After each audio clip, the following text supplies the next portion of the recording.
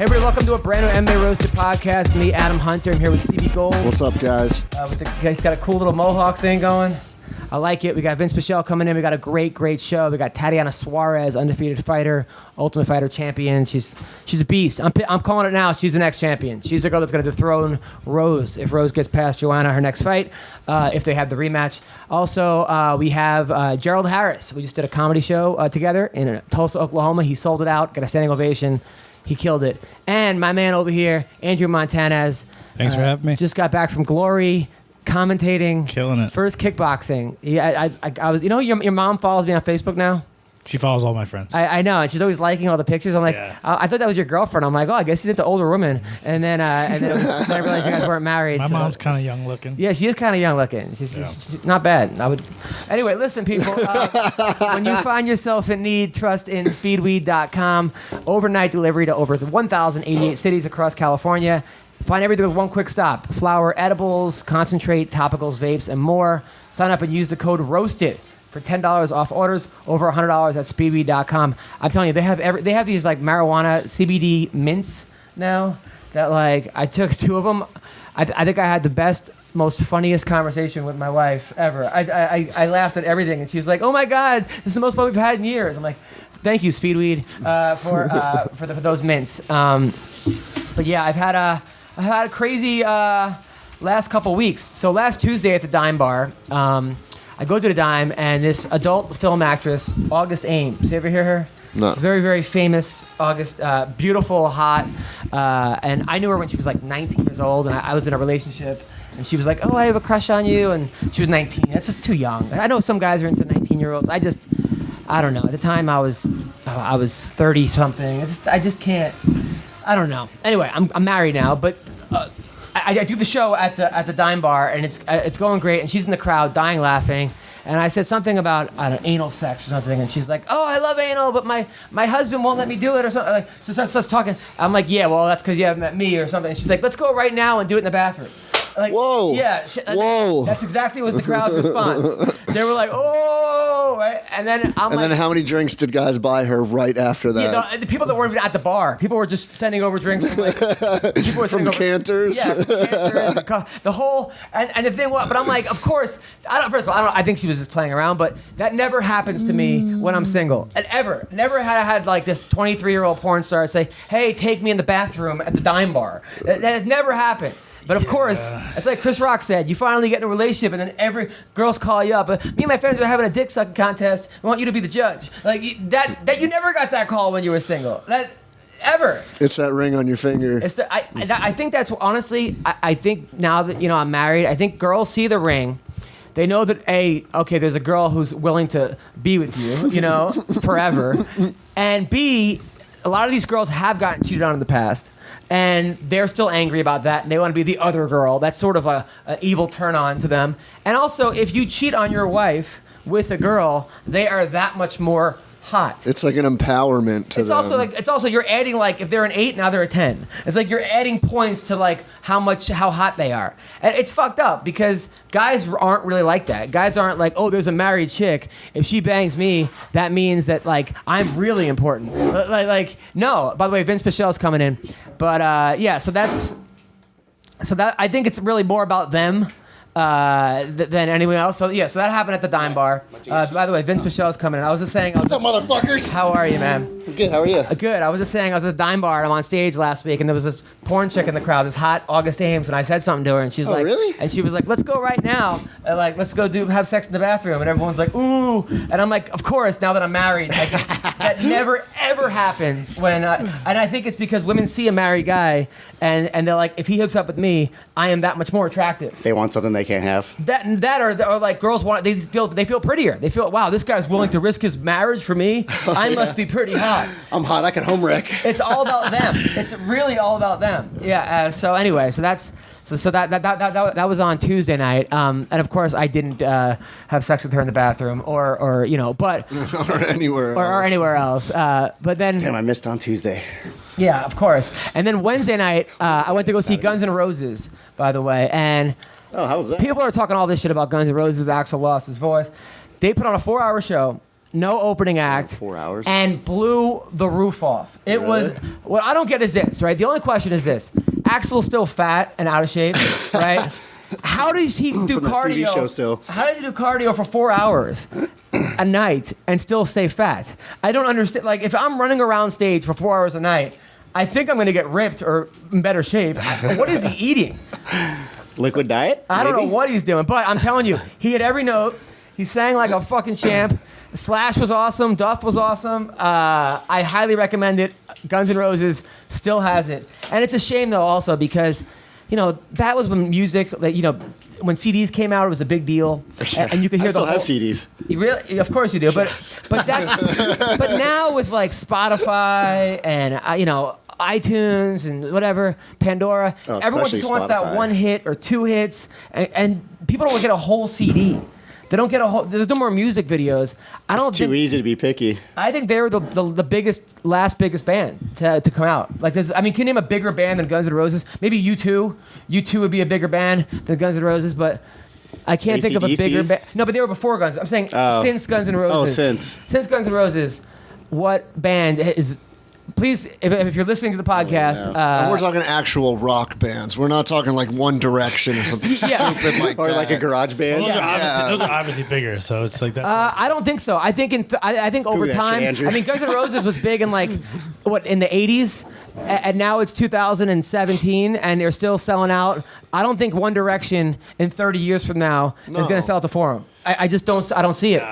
No. I don't see it. I think one of the other issues with music right now is there's artists out there that just want to be a one-hit wonder. They're like, I want to make $10 million off one hit and never work again in Me my too. life. I'm actually one of them. Actually. I agree. Shit. But they don't strive like Guns N' Roses or like Aerosmith to be around for 40 straight years, touring all the time, and killing it. Axl killed it. I loved it. And there were all these like hot cougars there. You know that you know were hot, even way hotter back in the day. I know. I loved it. So then on Thursday night, I did a show at this. It was like a bar, like a black bar. A lot of black people were in this Like, bar. oh, okay. Yeah, not like the that. bar's black or like the people there? It was a pretty. I don't know where it was. Was it jail? It was like Inglewood or something, right? So I go there and I can tell it's gonna be a fun room, but they're just talking, you know. And I have this whole new bit about like Soul Swipe, which is like Tinder for black people.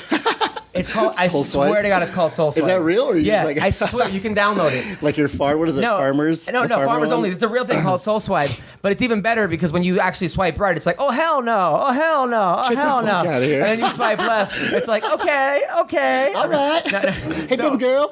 So that bit killed. But there was this comic that went on before me. And a black comic, and he was up there, and he was kind of bombing. He just was like, it was a newer comic, fine, and it was okay. They weren't really listening. It was one of those shows where if you didn't get them, they were just going to talk. And then afterwards, he goes, and there's a bar right next to the stage, and I'm on stage, and he's talking to people while I'm on fucking stage. And I'm like, bro, didn't you just go on? Like, what other fucking occupation? Can you imagine, like in the UFC, a guy loses and then comes back into your fight and then it just starts distracting you while you're outside the cage and shit, or inside the cage? Or inside. Not even like. It's like WWE run-ins and shit. Is that what they do? Like an interference. They just come in and bust on shit. Yeah, come in with a chair like, I lost, so fuck you. It's so annoying. That's annoying. And then people with their cameras now, everyone videotapes your show, which is hard because you could say the wrong joke or you could edit it to make you look like an asshole, you know, or a racist or that or blah blah blah. But there's no winning because if I say, hey, put the camera down, I'm an asshole. People hate me automatically. Yeah, but I wouldn't care about that kind of stuff because I think a lot of comics say a lot of asshole things, but that's what makes them funny. Well, that's the thing now. I'm like hoping that it goes viral. I'm like, absolutely, yeah, go ahead, please. Just let it free. So then I did a show in Mesquite, Nevada, Friday night, and that was awesome. It was packed. It was Tough Enough was the next night. So there was a lot of fighters there, but weigh-ins and stuff. There was one girl that was deaf, actually, a deaf fighter chick. She's like 2-3 from Minnesota, and her opponent missed weight. I'm like, how do you miss weight against a deaf? Like, I don't know. Anyway, so was Matt Hamill her cornerman? No, Matt Hamill was not her cornerman. But But anyway, so then I do a show, and there was a guy in the front, a camera guy, who was laughing his ass off, older guy. And afterwards, he's like, "Hey man, my wife died last month, and this was the most I've laughed. First time I laughed since. I can't thank you enough." The guy hugged me and I'm like, "Man, this is why I do this shit. This is it." He posted everywhere too. He was all over the place, and that's something that it really makes you feel special to kind of you get isolated out as the one person that like really cheered him up, because that's just such a heartbreaking experience. Well, that's the high, and then I'll tell you the low. All right. We gotta go the other way. The low was 12 hours later. Okay, because 12 hours not later. even. It was 20 hours. Turnaround. So I go to do a show. I got booked at a Christmas party on the way back from Mesquite. And it was at a car dealership, and there was their Christmas party in like Camarillo, Lincoln or something, right? It wasn't Lincoln. It was. So I go there, and there's no stage, no lights or anything. And I asked a lady, I'm like, "Hey, listen, is it okay if I language? What's the language?" She goes, "Just make them have fun. We're a car dealership. They need to have fun." He goes, "Just whatever." So okay, great, right? So I go up there. They don't even give me an intro. They go, "Hey, everybody, surprise this year. We're not having a magician. Instead, we have a comic." So then I go out there, and and I would say half the crowd spoke English, maybe. And then I go out there. The other half was the service bay. I go out there, and the mic cuts out every joke. Every joke, there was no mic check. All right, and there's they had someone censoring you. So I go out there, and like people were like, "Do your act in Spanish." Like that's what I figured they didn't speak English when they were asking me to do it in Spanish, right? And I'm making tables laugh. Certain pockets are laughing, right? But then there's then all of a sudden this guy comes up to me. I finally am getting them. He goes, "Hey man, can you tone it down?" The guy in charge, another guy. So I'm like, "This guy said to tone it down, right?" So then he gets up and leaves, and then I'm just start making fun of people. It's not going very well. So then another guy comes up to me. He goes, "Hey, we don't want to offend people." I go, "Is anyone here offended? Raise your hand." No one was offended. I go, "Well, listen, we have Captain Non-Offense here is here to tell." And then the guy's like, "Listen, I'll pay you to leave." He goes. Oh my God. He goes. Ask him how much. He goes. "Don't worry." Then he's trying to negotiate with me to leave the show while I'm during the show. So I'm like, fine. He's like, "I want you to make your next show, right?" I'm like, okay. So then I end up leaving, and I'm just like, at that point, I'm driving home like, fuck, what am I doing with my life? This is just life decisions. Yeah. So then I get to the Laugh Factory. I see Vince. Vince is there. Fucking place is sold out. George, all these comics are on. I go up there. I fucking kill it up front. That was a good night, actually. I feel like every comic was there except for the Jersey Shore guy. He was still pretty funny, but he was like the last part of the night for me. It was Brett Ernst, but like he went on. He's usually hilarious. Problem was that like they were holding over the show, so like that was the problem. Yeah. It's like he went on like 7th, and at that time people were just leaving. But the show started pretty late. Yeah. But it was actually like, I'm like, oh, thank God I had that show first and not the reverse. Otherwise, I'd be on like suicide watch. I mean, there have been so many times though as a comic. Like I remember one time I did a Christmas party and they had like a prayer before the show, and I'm like, oh, this is. It was at a farm, and I was getting booed and mooed. The fucking it was booed and mooed. That was terrible. There was a time I did a temple where the rabbi took my microphone from me from the stage because they were like, I did comedy for a month at that point. And they're like, don't curse. So I did a joke where kids used to call me up and be like, dumb, because I stuttered, and I was like, fuck you, right? And then like I thought if I stuttered the fuck, it'd be okay, but the rabbi didn't think so he grabbed it. I mean, it's not the first time I've been, but I was like, but it never gets easier. And then I flew to Tulsa to do a show with Gerald Harris. It was an not all black, but mostly black crowd. Gerald Harris fucking murdered it. He did his. I hosted it. It was like this special. He was recording a special. And then afterwards, these 2 girls at the after party, hot black twins, right? They were like, "Oh, we're twins." I'm like, "Oh." Then they were like, "What are you doing later?" I don't think I've ever ran into like a hot black pair of twins. Well, I don't know. They were twins. They were kidding, but I believed them because they kind of look alike. So then of course I left. But I'm like, fuck. This is once again. When do I get black fucking twins that want to have a threesome? Twins, right? Basil. Oh, twins. So then that was that. So that was. Yeah, that was God testing me, and it was just, but it was good. It's just been fucking, it's crazy. It's just the whole thing is just, it's been a fun week. How you doing, Vince? What's going on? I'm doing all right. I mean, not as exciting as your life and all over the place, but I mean, it's Weren't pretty you on close. the freeway late last night? Yeah, actually, I'm working pretty late right now, but I got off early last night, so. Now, who are you fighting with on Twitter? There's a guy who like has a lot of followers that you're fighting with on. Oh, I don't know. Some supposed rock star guy who did a couple movies, but like. Why are you fighting with him? Paige Van Zandt posted something about she's looking for a mattress. If anyone has any suggestions, let me know. So I, of course, wrote mine with a winky face. Oh, right. Funny. Yeah. So people are like my man, and then people are like thirsty, like talking shit. You know what I mean? I'm getting both sides of it. So this guy writes something about thirsty, and then I was like, you know what? I'm gonna entertain this a little bit. So I wrote something about. Yeah, just as thirsty as you with all your bot followers. I said something about his bot followers because I looked at his profile and he's got a shit ton of followers, but if you look, he's got like 100 likes on all of his shit. So I'm like, this guy probably bought all these fucking people. Yeah, and he never tweets. So I'm like, this guy purchased these motherfuckers.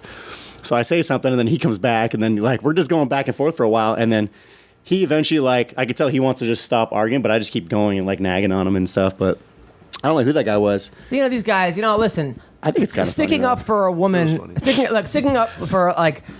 You got to be able to like have a good. That was a funny joke. You're a UFC fighter. She's a UFC fighter. It was tasteful. It wasn't like you were saying something. It wasn't like, crossing the line. It's like that we had that girl from Long Island on. The girl that was Kachanigan. Yeah. She said, "Hey, do you know my boy, whatever, from Long Island?" And I wrote back, "You lost me at my boy." Like, but she laughed. She wrote, "LOL." Like.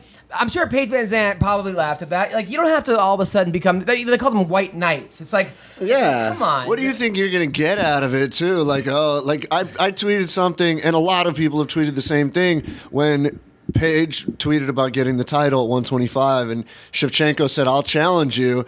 And I was like, I didn't know they could televise murder. And I don't I saw that. That was I don't tag any of the fighters, but a lot of people tweeted the same thing. And then somebody retweeted it and tagged Paige. And it's like, really? That happens to me all the time. And I'm like, hey, listen, enough people know about MMA Roasted. Enough fighters follow me. If they want to follow me, great. If not, you don't have to tag them. Yeah, you have 60-some-odd thousand followers. Like, do we need to be the guy, oh, he said this about you. Oh, how could you save me so well? I love you now. Like, it's unbelievable. But and those people like that, too, I'm like, I think I said something to that dude, like, at least I'm fucking, like, I'm out, like, I have the confidence to say what I need to say, you know what I mean? Like, if I'm saying something I usually won't say anything cross the line unless it's someone I know. Like, I'll say some shit like that to you or, like, even you guys. But if it's someone I don't know, like her, for instance, like, I'll just say shit like that, which I don't feel like that was crossing the line. No.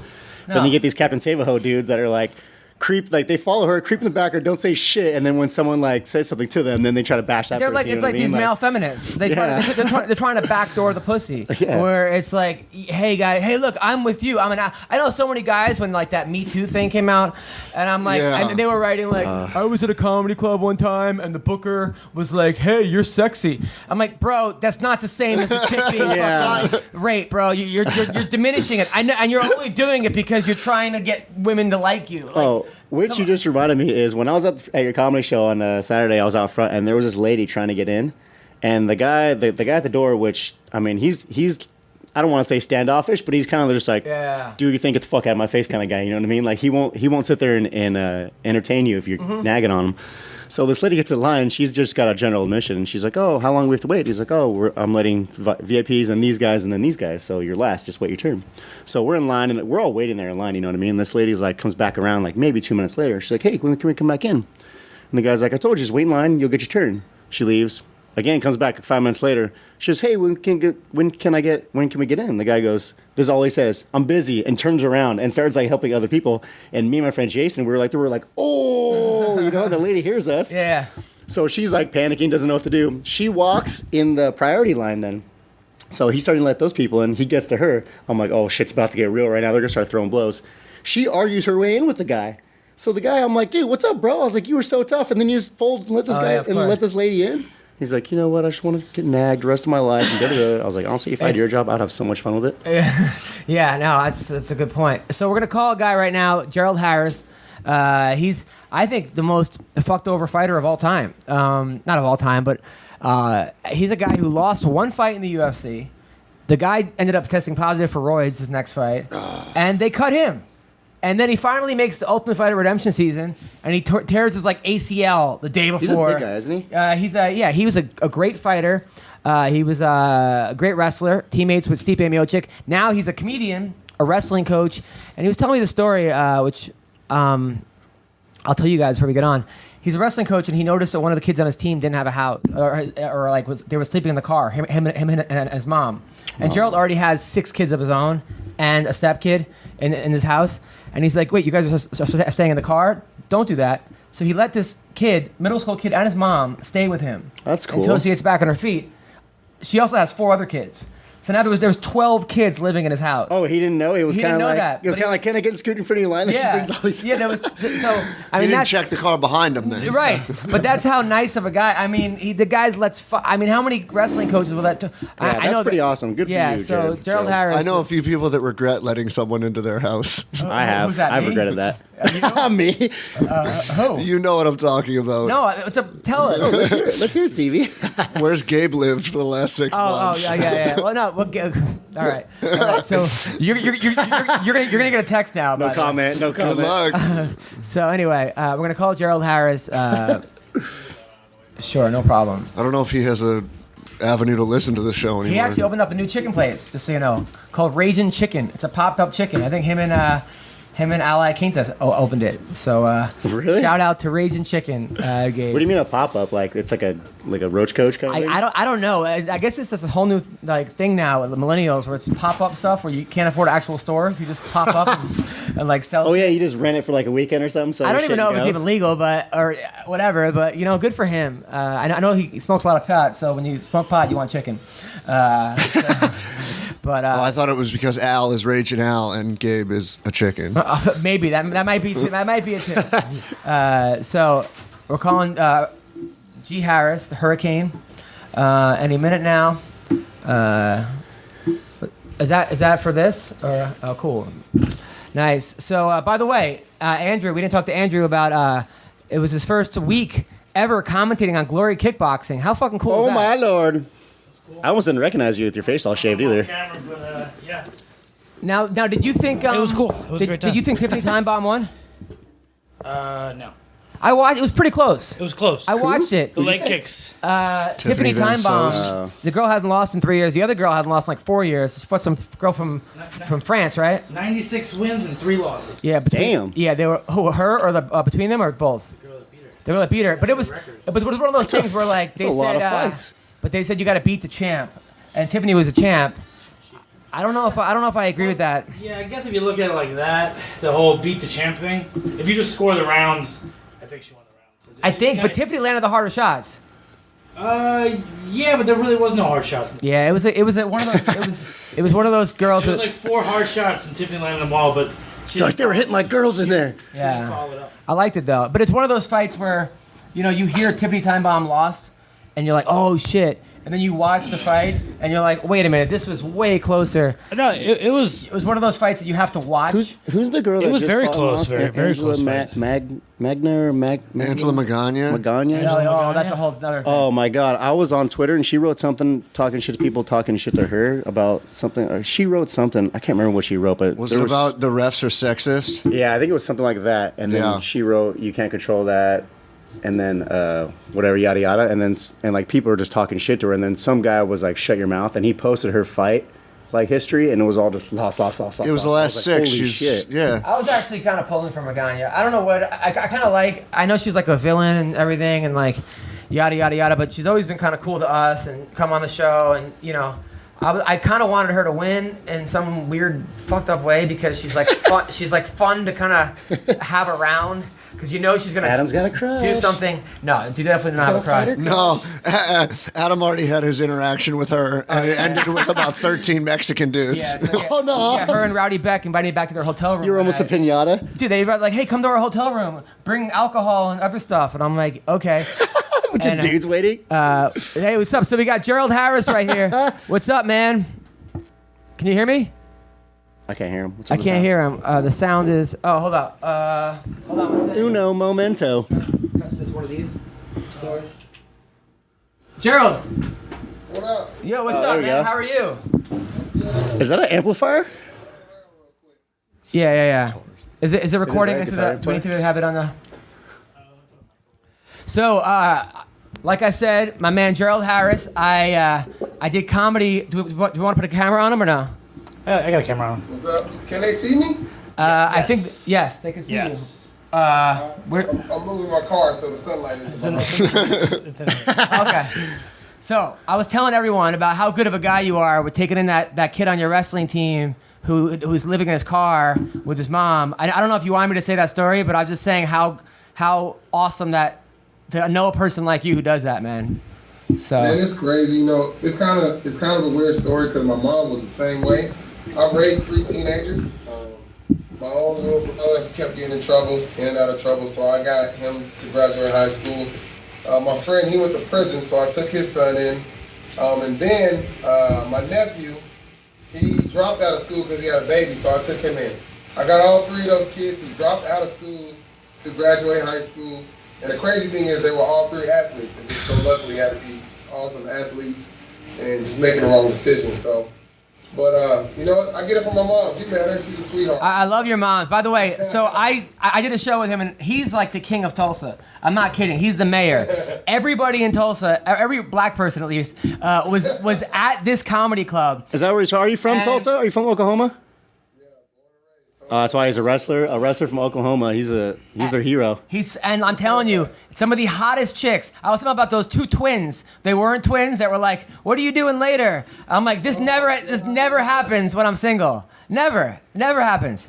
It never happened. It never works like that. You see me keeping my distance. I ain't trying to get in trouble. Oh, I know. By the way, his current wife is this hot Thai girl from Thailand, and like she's like the sweetest girl, but she's not to be fucked with. I would not. I met her at a massage parlor. Did you really? Get the fuck out of here. We hit it off pretty good, man. You know, so I was happy with my. I'm kidding. Oh. He's like, I like the way you rub me. Yeah, we were all believing you. I'm like, you're my new hero. That was so racist. Now you're officially retired? Hell yeah. But you retired like 5 times already. No, I retired one time. You trying to act like how many times I've been married? Oh, shit. Oh, man. I retired once because I was going through a divorce. And speaking of my wife, she just pulled up actually. Oh, nice. Oh, hold on, watch this. Yo, JoJo, come here and say hi. Nicky. I'm here. Y'all gotta meet my family real quick. Y'all come say hi. Come say hi, baby. I can't. I'm doing an interview. Tell her don't be shy. Y'all can meet my wife real quick. We're gonna have to eat. Say hi, baby. Hi, how are you? Hey, nice seeing you again. Come here, JoJo. Say hi. This is sister. Whoa, damn. Oh, hey. How are you? Pops in the back. Say hi, Daddy. Boo. I'm inside, baby. Oh, is Dylan asleep? Oh, baby sleep. They can see her. Come on. Yeah, I'm gonna show y'all the baby real quick. Force her in the shot. Oh my God. That is She's been the. drinking. Oh my God.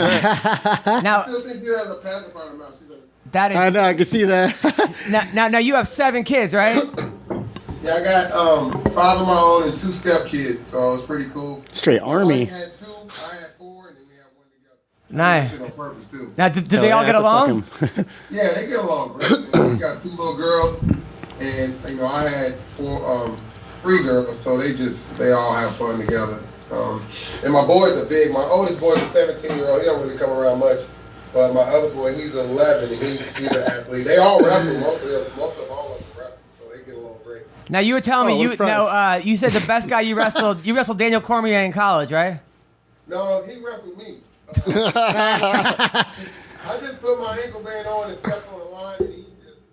I don't even think I was there. It was pretty bad. Hello? Oh, no. Hello? Fuck. Oh, Reconnecting. let's reconnect. That's how bad Now the his match face- went. Now he looks like an eyewitness on his all Yeah, blurred out. the wrestling match went so bad, he still got disconnected. Here you are. Hey, Daniel Cormier's ghost just in the conversation. Like, shut up. Now, did you know that Cormier was going to be a world champion one day? Yeah, I mean, we all knew it from junior college on up. He gave Carol Sanderson hell. He tech-balled Damian Hahn. I mean, so there's no shame in the ass whooping I took. But I'm not sure if I cut off or not. But that match, I'm not kidding, was like playing a video game and you have 2 players, but one person doesn't have a controller and you just beat them. That's how bad that ass whooping was. I didn't score a point. Like, he beat me bad, man. Damn. Well, it's okay, man. I mean, look, you got beat by by a 2-time Olympian, guy like that. Now, what's your thoughts on John Jones? I hate it. I don't judge nobody. He is who he is. And he has that kind of like that NFL, NBA syndrome where you take a young dude and you give them a whole bunch of money and you expect them to act right, like if you're a badass before you get a bunch of money, you're gonna be even more of a badass when you get the money. You know what I mean? Yeah. Like if I ain't shit, if you give me $1 million, I ain't gonna be super shit. You know what I'm saying? He's a cool ass dude. He just surrounded himself with the wrong people. Like if I was John Jones' friend, I would be just driving. I'm like, dude, look, give me this much a day to help me pay my child support. I will drive you wherever you need to go at any time. You know, he's not surrounding himself with the right people. I hope that he gets through this and he gets back out there because he's a talented dude. Funny quick story about John Jones. There used to be a website I always joke about called Black Planet. Yeah. John Jones, when I fought a Brazilian guy. I beat the shit out of him in the IFL. And they gave him the decision. And John Jones wrote me a message on Black Planet before he started fighting. Was like, sweet slams, bro. One day I hope I can fight. And I was like, no way. Yeah, that was years ago, dude. That was like 2006. He wrote me that message. Damn. Sweet slams. I'm gonna be a fighter one day. I was like, yeah, man, just work hard. You'll be good. That's awesome. Did he ask you for cocaine afterwards or no? I just need a little boost. Just need to pick me up. Where's the hook He in? was probably high when he wrote that message. But whatever, man. that whatever. Hey, I liked his comments to Daniel Cormier though when he was talking about the hookers and blow. Oh, he's like, I had the best week of my life. Yeah. Yeah. He's like, I beat your ass when I was high. Yeah. Now, you and Stipe Miocic were college teammates. Now, how good of a wrestler was Stipe? How good of a teammate was he? Were you guys friends? Close friends? Stipe, oh man, me and Stipe, that's my boy. That's my bro right there. I didn't know that guy even wrestled. Bro-Asian, because he's Croatian, I'm black, so we bro-Asian, man. Bro-Asian. He's the same dude he was before he got the UFC title. He was always a hard-working guy. He just didn't like wrestling. You can just tell. It wasn't in his heart. But Stipe is the type of dude that could beat anybody and lose to anybody. Nothing against him in wrestling, not in fighting. But he just didn't like wrestling. He was so good, he would beat like the number 2 guy in the country. And then the next week you see him lose to like, a guy from wherever. And you're like, what's going on? It was in his head. As long as Stipe wants it, he can get it. So that dude's talent and it's unlimited what he can do. Now, what are your feelings on him versus Ngannou? That's a scary ass fight. Ngannou was like they shaved fucking King Kong. You said that, not me. I'm not ever gonna meet that motherfucker. Because that uppercut, he uppercut him like he was his long lost daddy and he just met him. Child support out there, motherfucker. You owe me 18 years. Hey, he uppercut him so hard, I ducked.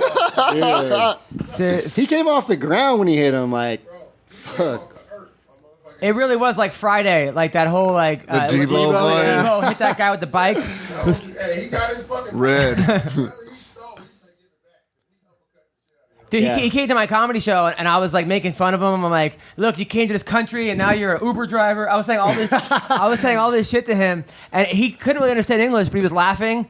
And afterwards, he came up to me. He's like, "I didn't like your joke," and everybody that was around me just stopped talking. Everyone's like, and then That's how Adam ends right here. I was just kidding, man. And he goes, "I know," and he put me in a headlock, and then he bought a T-shirt. I go, "Here it is." No, he goes, bought a T-shirt. He goes, "Give it to someone else." And then I saw him at the fight, and he's like, "Come here," and then he gave me his ticket to sit next to him. Like he's just a That's good cool. dude. But you're right. He's like the dude that's gonna be your cellmate when you go to jail. You can't do nothing about it. You just gotta lube up. nasty Nate. That dude is a monster, man. Dude, yeah, he's one scary son of a bitch. Guy. Let me tell you what I like about him most. I like the way that he works, man. The dude came from nothing, and there's nothing against people that are privileged. I've seen guys that have money their whole lives and be great fighters, but that dude came from nothing. He had absolutely no training camp and no training before coming to the UFC, and I think he moved to Vegas. He's totally committed. And that's what's most scary about him. He's hungry. That dude is hungry as hell. Now, but what do you think? I mean, Stipe, it's not like he doesn't know how hard this guy hits, though, or how good he is. Don't you think Stipe is a pretty smart guy and could figure out just take this guy down for 3-4 rounds and tire him out? And No, take him down for 6 rounds, motherfucker. I'm going to take him down while they was putting Vaseline on his face. I was gonna say in his entrance. yeah. After I saw that uppercut, no, man. No. That wouldn't fuck out that shit either. Hey, quick story. My dumb ass, I had this guy. My last fight, this dude was crazy. Every fight, he comes out and does like this axe kick. Every fight, like he just runs and he like Mortal Kombat kicks the guy off the bell. So I was like, I'm gonna get on one knee. I got on one knee and he fucking soccer kicked me right in the face. Oh fuck! I thought you were gonna say he like jumped over you or some shit. Like, what? And he was like, he kicked you in the chest. I was like, my chest and my fucking face. Fuck. When it comes to a kick, but yeah, I tried that. It didn't work. I tried to be like John Jones and get down on my knees. Yeah. I thought you took that Rich Franklin advice from the Ultimate Fighter. Yeah, no, it was. Yeah, who did that? I remember someone did the Ultimate Fighter. He told it to Matt Serra. Was it Matt Serra? And he was, But Matt didn't do it. Stance? Yeah, Matt didn't do it. I think he thought I was pulling some Colin Kaepernick shit. You gonna stand it, boy? By the way, man, I like I said, I watched Gerald get a standing ovation on his. I mean, you're a murderer, dude. Comedy's your thing, man. I mean, fighting's obviously your thing. You get to the highest level, but for this next chapter, I really think comedy's your I thing. got the video. I'm gonna do what you told me to submit it. It's really good video. And I don't know about you, Adam. When I've been watching myself for years, over 15 years, and I never really laugh at my own sets. I'm just kind of like, that was okay. Even no matter how the crowd reacts. But this show, I worked so hard, and I actually laughed at my own set. And that was That's cool. Sometimes I laugh at the crowd. If I do crowd work off the cuff, I'll laugh. I'll laugh. Yeah, like my jokes, I'm like, Yeah, because you know your jokes, but when something like ridiculous happens. But yeah, no, that was a lot of fun. Now, your second to last fight, the guy missed weight by what, 35 pounds? What the fuck? No, it was 180, and it was 170. He called a week before and said, hey, can we do 180? I was like, cool. And he showed up at 224 pounds. Now, wow. Was it mayhem? I said that whole long ass story because I suck at math. That's 44 pounds. It took me that long to figure that Right. shit out. That was my diversion from not knowing how much he was overweight. But you still knocked him out with a slam. I slammed the shit out of that dude, man. Yeah. Like really, I think it was some shit on the canvas after I got up. Like I ain't never slammed nobody that hard in my life. He's a cool dude. Like he wanted to hang out with me after. I was like, it's kind of awkward. Was that the dude that he had like his arm across his neck too, and like used that to put him down? It was like David Branch times 10. Yeah, that was a good one, dude. Yeah. Hey, it was so bad. The camera actually. It looks like the cameraman like dunked the camera when I slammed him. No, he shook. So hard it shook. Yeah. Now was that guy was he a white guy? Yeah. Yeah. Yeah, man. That Shaved was head. another Colin Kaepernick. Now after that happened, right? You go out in Tulsa. Are the black people coming up to you and like, was it like a extra victory for like? No, man. I got so many white friends. I got a good mix of them out. But I'll tell you this: World Star, it was a shit. It's like, Oh yeah, he probably blew the fuck up on there. Oh yeah. Donald Trump had just won, so people was like, yeah, he slammed the shit out of Donald Trump's son. He got racist real quick. Like, I was just like, oh my god. If you want to laugh, go to World Star and read the comments. But yeah, that was pretty hilarious. The thing about you, I like about you though, man, is that you are the most unracist person. You treat everybody exactly right. You're not one of these people. You think along your lines, you know. I'm racist as hell. I just treat everybody good. Oh, that's good. Okay, good. I'm not racist. I'm a realist. Like I hate when people say we're all the same. No, we're not. Mexicans act different than blacks. Blacks act different than whites. Yeah. Like it's hilarious. We have to embrace the fact that we're different. My wife's Asian. Her family's different as hell than my black family. You know what I mean? You go no lie. I took her to Thanksgiving. Black family. They had Jerry curls. Meal was different. They talk different. I played a prank on them and told her she didn't speak English. She's a mail order bride. They believe me like the whole time. Oh shit. Yo, they're like going, hey Joe, tell her. I said, bitch, she can speak English. So, but we got it. That's what makes the world so cool. Is everybody's different. 1,000%. Now, were you the first black guy she's ever dated? I hope. No. And the last. You know what? Okay. The good thing about my wife is she doesn't have a crazy past. Trust me, I did my search. Now, before her, holy shit. Yeah. Yeah, I ain't even gonna get on that. So, I ain't tripping because she ain't over here. My past is way worse. So yeah, I'm gonna leave that one.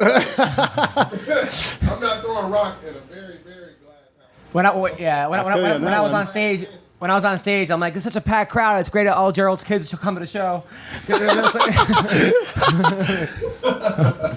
Everybody know I got hella. You know, I did a joke one time. I did a joke about having 7 kids, and Adam, I swear to God, it doesn't matter how big or small the crowd is. No one ever claps. Oh yeah. I just had a newborn baby. They're like, "Yay!" I'm like, "That makes 7 kids." It's dead silent. Man, whatever. No, but you're a good father, man. It's funny. I was gonna Tyron Woodley had a thing of him going to some karate school. It was all these kids, and he's like, "I like being a role model," and I wanted to write, "Aren't these all your kids?" Right? On the thing, but he might get upset. Tyron sometimes gets turn and run. Tyron's cool, man. Tyron's cool, but depends on what mood he's in. He's a little moody. Yes, true. And then finally, you're convinced that Askren would beat GSP, right? Dude, I put money on it. Now, I've very rarely been wrong. Let me tell you the only fight I got wrong. I should gamble. Let me tell you one fight I got wrong. And this isn't even MMA. I did not think that Let Me Bang, bro, who was going to beat the guy over there in the bare knuckle boxing. I don't know what it is. Yeah. Julian Lane. Wait, what? Yeah, he did bare knuckle boxing. You were on that season, right? Was that your season? Let Me Bang, bro? No. No. Oh, no. I was the one after. So, other than that, MMA, I'm pretty accurate. I'm pretty good at guessing. I'll tell you one thing. I wish I bet on the Ronda Rousey fight. I'm a big fan of hers. But I knew she was going to get that ass toe up in that fight. Yeah. But I just don't gamble. But anyway, if I did bet, I would bet on... I know that GSP can outstrike him. But there's no way he's going to get away from Askren for 5 rounds. Yeah. Askren has that gorilla strength, man. He grabs onto you. It's like and he's so lanky, too. It's like he's got some weird core and toughness and smart. He's smart.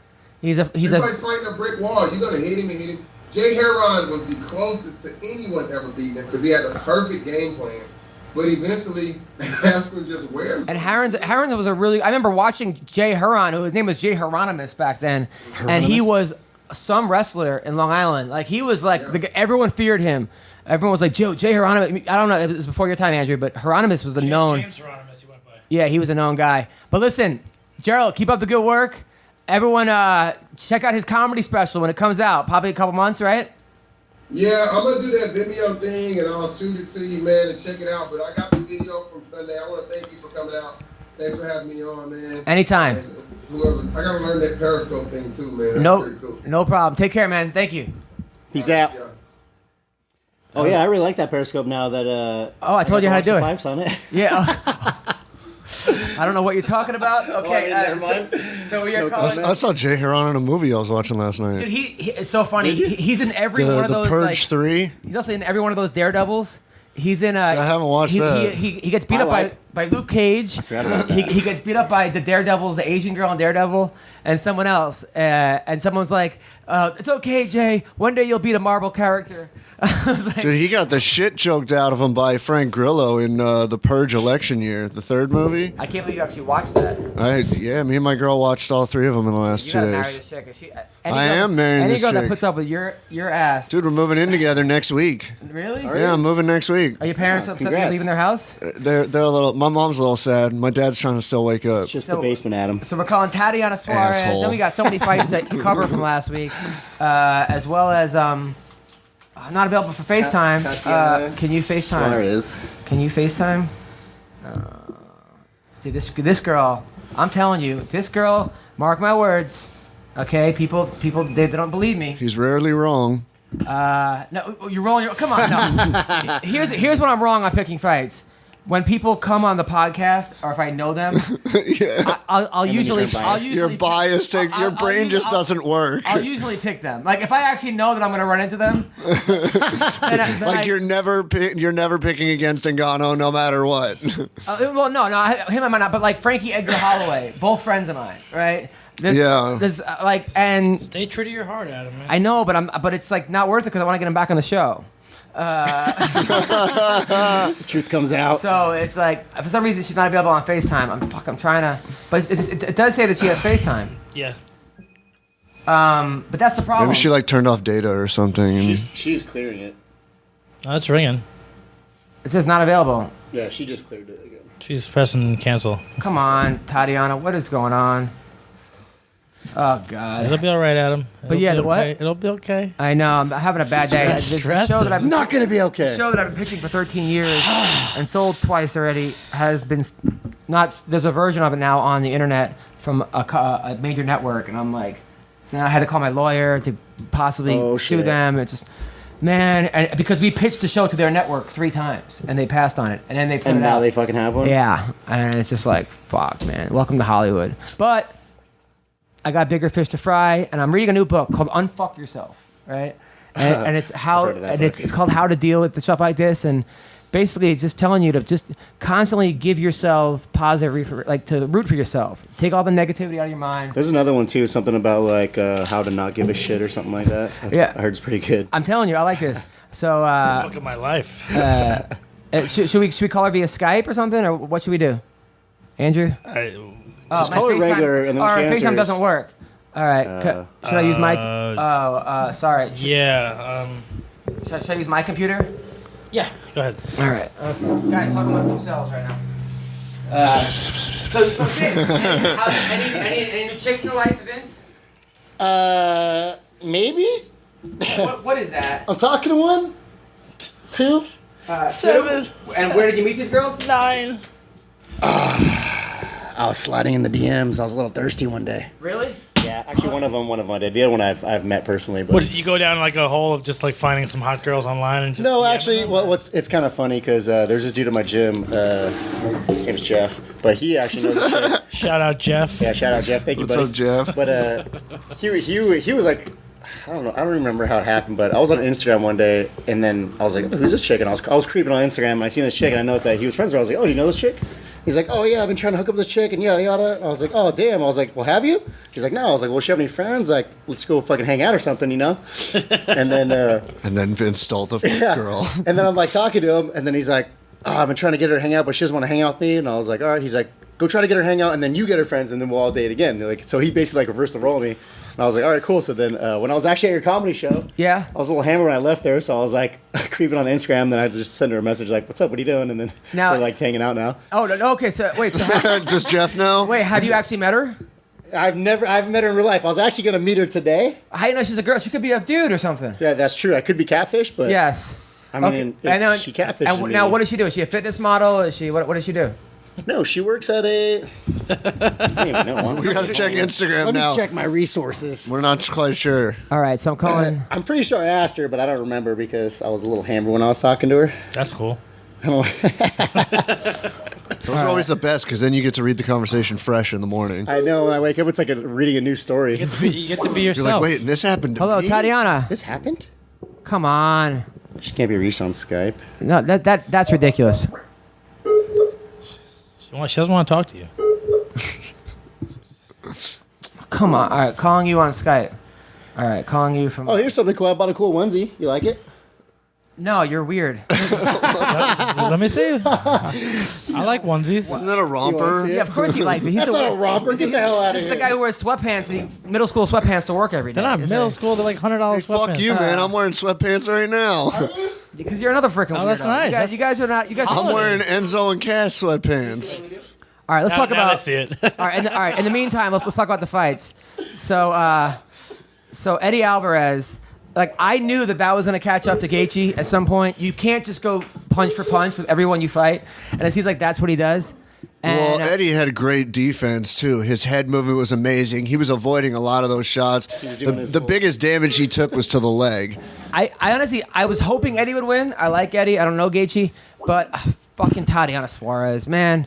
But I Is she can't. no longer the next champ now because she won't answer the phone? Yeah, she's never gonna win another fight. I'm never rooting for you again. Yeah. Based on this, but the thing about it, I didn't see that. I didn't see it going that way. But I just think that Gaethje needs a better game plan. Because you can do that in the WSOF for a long time. Yeah. You can That do that with certain sprawl and guys. brawl Michael and- Johnson might have the worst fight IQ in the history of fighting. I fucking love Michael Johnson, but he Yeah, just does dude. things that you're like, dude, I mean, he just goes punch for punch with Gaethje. He didn't need to do that. He could have use his speed. But Yeah, me as a fighter, I think Gaethje's like that dude's like a super tough like game fighter, but he is not that good in my eyes. Like he fucking just like his technique is just garbage. You know what I mean? Really? Yeah, but he's just a tough fucking dude. That's, He was a He got real far, 18-0, just by taking shots. But at Yeah. some point, you need to reovaluate your game plans. And I've a guy seen a lot like of his Eddie fights. He He throws Alvarez, good leg kicks and stuff. I think he got away from them a little bit in that fight, but he was a good college wrestler. yeah, he was all American. yeah, he is. and- Isn't he like multiple time, isn't he? Yeah, no, I think and he- Three time? he just. I think it was just one time, but Look, this is might have his been first two. loss, and I think he'll like learn from it. oh, it's a Hello, Tatiana Suarez. How are you? You're on the MMA Roasted Podcast. I'm just trying to figure this out right now. What was that? Oh, this Maybe out. I'm gonna- Hello, Tatiana Suarez. Oh, you need an adapter. Is that a 7? plug it in. Hello. No, it's okay. You need an adapter. Oh, The 7's on. They Action. have the single ones. Hold on. that's annoying. Okay, I'm just trying to do this right now. You can't. Put it on speaker. Hello, Tatiana. It should be on. Is that Bluetooth? Hello, Tatiana. that I think from no. Bluetooth? I think it's gonna work. Hold on one sec. Acting Bluetooth. Here we go. It's gonna work. It's gonna work. Trust me. Pray to the Bluetooth gods. Can I talk? I feel like you're calling her a different name every time. Just put it on speaker. And Put it on speaker. Put it on here. Here we go. Here we go. But that should work though. Yeah, it's not connected. Just talk to her. hello, Tatiana. Yeah, I can hear you. There we go. Let's get it. Maybe 'cause What of the about? Wi-Fi. Do you have headphones so you can see if you hear good on the mic? I think it's the Wi-Fi. I think if I connect to the Wi-Fi, it'll work. You don't need Wi-Fi for Bluetooth. Yeah, you don't need Wi-Fi or Bluetooth. Oh, really? Yeah. Wow. All right, so here we are. We are on the phone with Tatiana Suarez, who I am. We're It's like the gonna ninth edit version this, of her right? name. No, we're keeping this raw. We're not keeping this. Are we keeping this? I was staying in. All right. So we had fun with Tatiana Suarez. Just to show you for next time not to do that. By the way, Tatiana. Hello? Hey, hello. By the way, I think Hello. I was telling everyone that I think that you are going to be the next UFC champion. I've been watching your fights. I think you have the perfect game plan. I think your wrestling is good. I think you're like a bully in there. Do you agree? Do I agree? Yes. Yes. I mean, you're awesome. I mean, you're the best wrestler in women's MMA right now. Correct? I'm a shitty fan. I stopped watching. I believe I am. Yeah, that's for sure. No, 100%. Now, when did you? You actually wrestle me. No, Most of them, they don't. Yeah, I mean, yeah, of course. Why would they want to wrestle you? I mean, you have the clear advantage in wrestling. When did you start wrestling, by the way? I started wrestling when I was 3 years old. 3 years old. Damn. I was still shitting my pants at 3 years You're old. still shitting pants at fucking 30, dude. Who the fuck are you kidding? I don't see the issue here. Now, I mean, how did you? Now, how does that happen? How do your parents start you at 3 years old? My brother, first my uncle did it like in high school, I guess, and then my older brother started wrestling before me, and I wanted to wrestle. I was at a tournament, and I had been around. I thought he was trying to contain the sound. I told her I wanted to wrestle, and she was like, "Well, girls don't wrestle." And then there was a girl wrestling, and I actually know her to this day, and we still keep in contact. And she was like, I was like, "Well, that girl's wrestling." She was like, "Oh, okay, I guess I can let you." And then I won my first tournament, and I beat everybody up. So she was like, "Oh, wow, she's pretty good." So I guess I'll let her do it since she likes it. And it's the only thing that like I could focus on in terms of like sports. Like everything else I tried, I just couldn't stay focused. I was too hyper. I get bored easily. So. Now you were so you started at 3. Your first tournament was when you were 4. I was like 3.5. I was gonna go on 4. Yeah. So Do you even remember that? Do I remember that? Yeah. I mean, now you were wrestling other 4-year-olds. Sorry, they told me. You were wrestling other 3-year-olds. Yeah. That's insane. I was always young for my age. So, or for like my Young for her age. I was always like much younger. So even when I was like 3.5 when I had my first tournament, I was only 4. and like I was wrestling other 4-year-olds basically, but I beat it.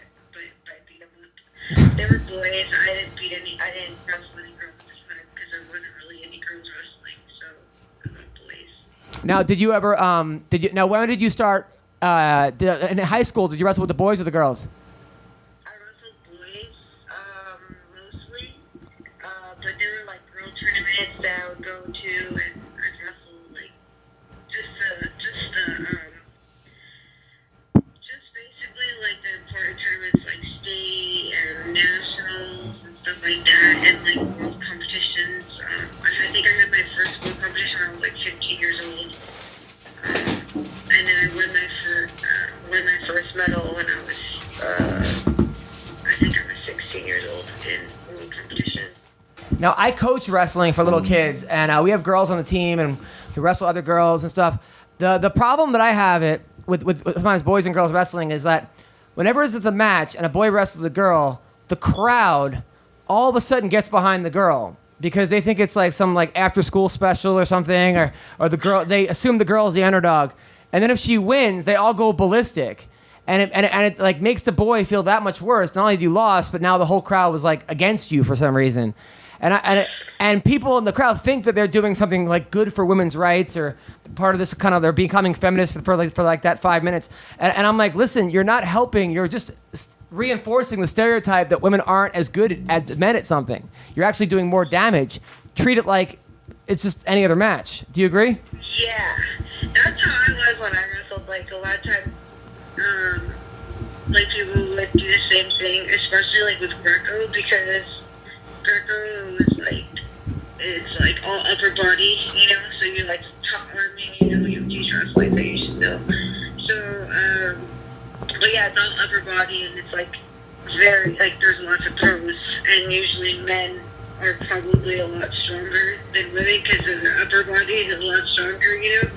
So a lot of times, like people would watch it more, like they would want to watch it because obviously it's more interesting, you tossing people around, but more people would make a big deal because I would be like freaking taking them on like the Top 10 Express and like throwing them around.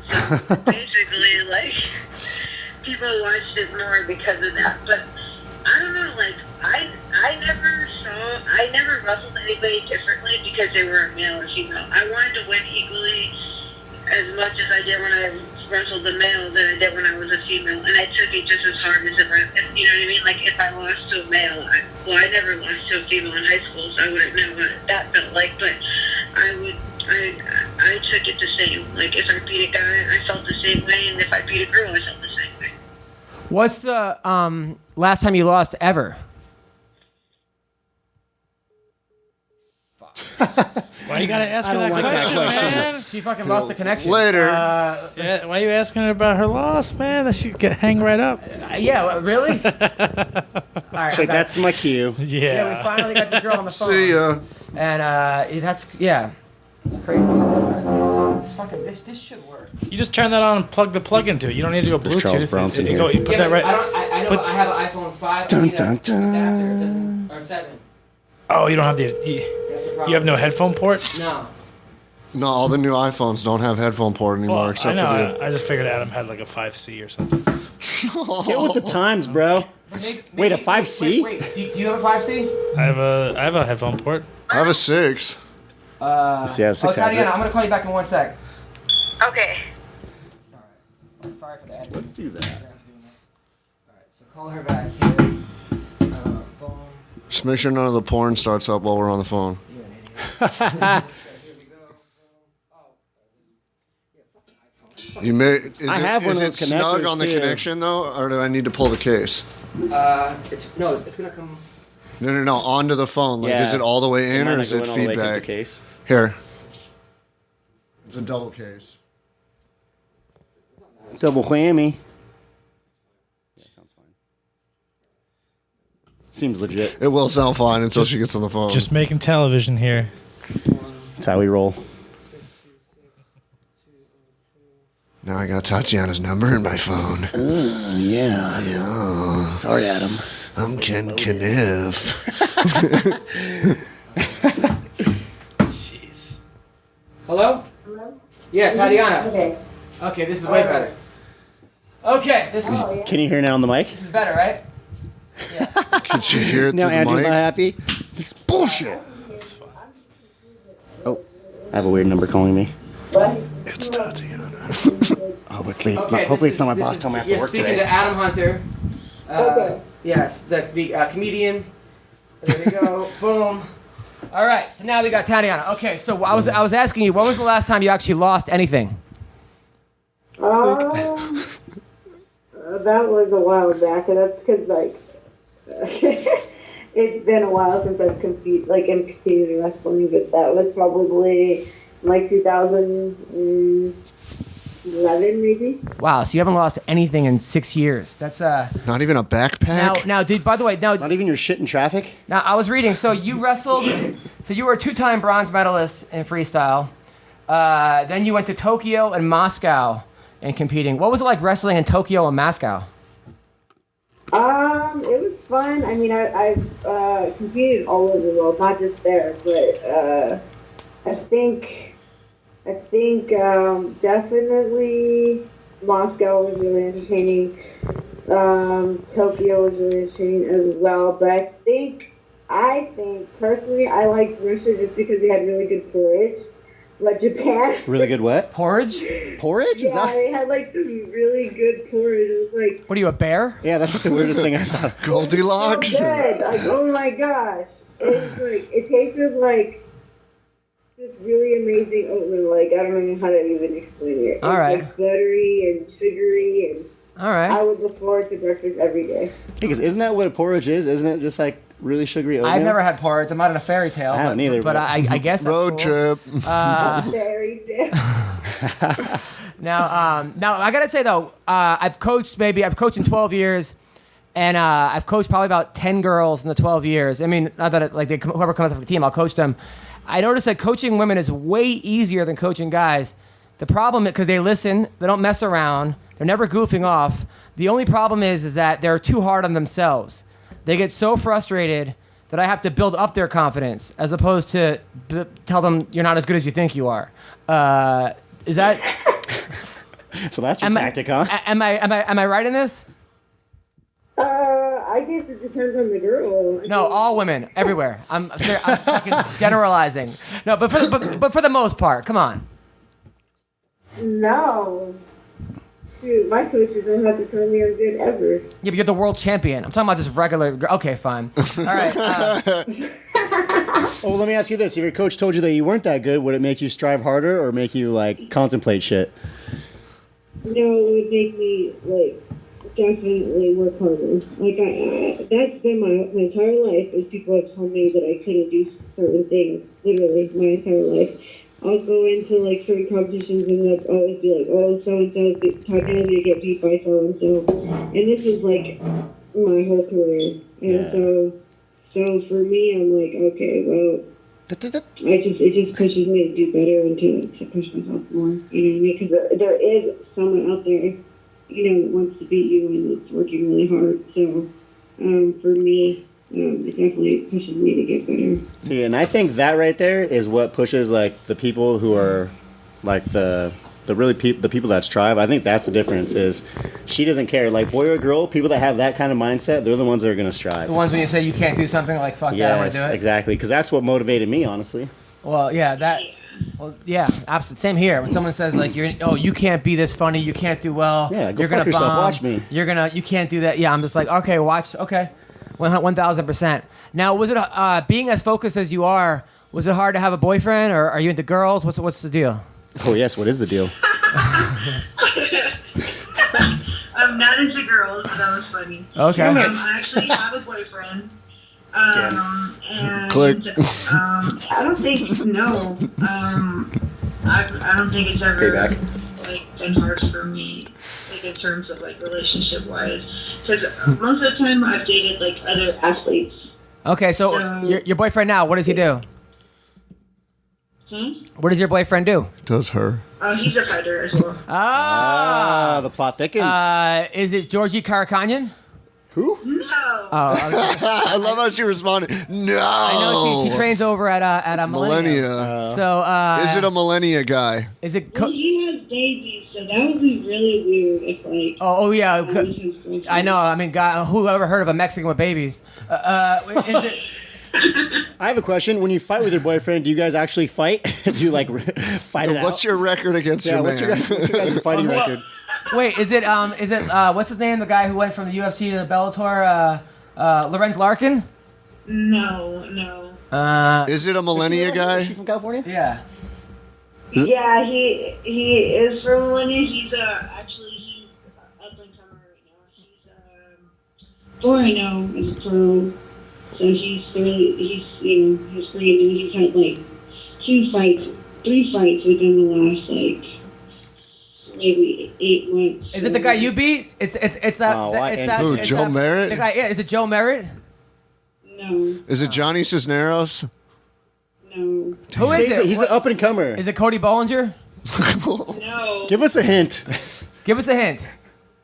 Sayadawad? What do you give you a hint? I'm not like trying to hide it. All right, who is it? Well, fine, tell us. All right, who is it? What's his name? His name is Chris Sykes, and What'd you say? He sucks. Actually, has another fight coming up January 12th. So Chris Sykes. Okay. What weight is he? he's 135. So you could probably take him. She's like, I could for sure take him. We've had to stop training together because it gets pretty competitive. So Oh, I thought you were gonna say sexual. So when you guys are having sex, are you constantly fighting for top mount? no. Has Who he usually gets the rear naked on who? Yeah. Have you ever been doing you from behind and then sinks on her naked and like he's like always be ready, always be ready. And She's then- undefeated at work and undefeated at home. Honestly, has he ever been like standing up? He's having sex with you, and you go for like a rolling ankle lock. Like, you just, like, We know you've Granby or done something on his ass. come on. How long have you been dating him? It's been 4 years. Oh, it's a long time. It's a long time. So If you dumped him, would it be a slam instead of actually just kicking him out? That's hysterical. No. Okay, so this is serious. This is all right. So the guy, he is a pro, Yeah. and what's his record? He's 4-0. Oh wow, undefeated. Both Except you guys he's 0 and like undefeated. 30 at home. Wow, yeah, he's 0-30 at home. Wow. Now is he a Mexican too, or is he a gringo? No, actually, he's black. Wow. Oh, you guys are gonna have cute babies. Good for you. Good for you. Nice. All right. There you go. I like it. I like this. Chris Sykes. Look out for this guy. So, what organization is he in? He was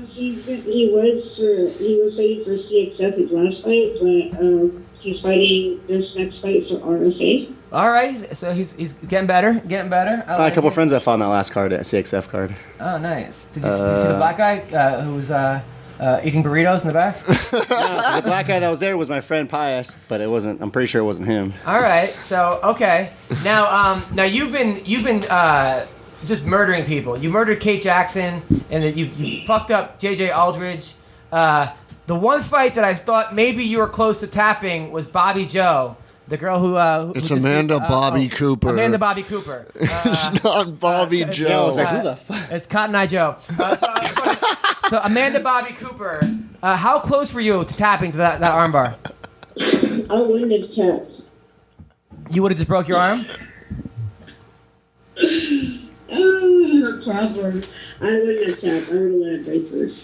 Because afterwards, that's what you said, and they were interviewing you like, "I'm a wrestler. We don't break. We break people." And yet I've heard that in your videos while coaching now. That's what. No, I never said that. And that's what she said. She goes, "We don't break. We break people." That was awesome. Now I gotta ask you. So you were on your way to the Olympics, then you got a neck injury, right? And then they found out. You had cancers. You had cancer in your thyroid. Oh no! And then that was Then you were done with your wrestling career. But why were you done with how bad was that? What was that like? Did you have to go through chemo? Tell me about that. Well, it definitely wasn't fun. I'll tell you that. Yeah. It was very taxing, and I don't really I've never really gone into details of like how like difficult it was, but I'll just say it was very difficult. And it was one of those things where it's definitely life changing. It teaches you. It definitely makes you, start to realize the important things in life. Everybody always says that, but it's really true.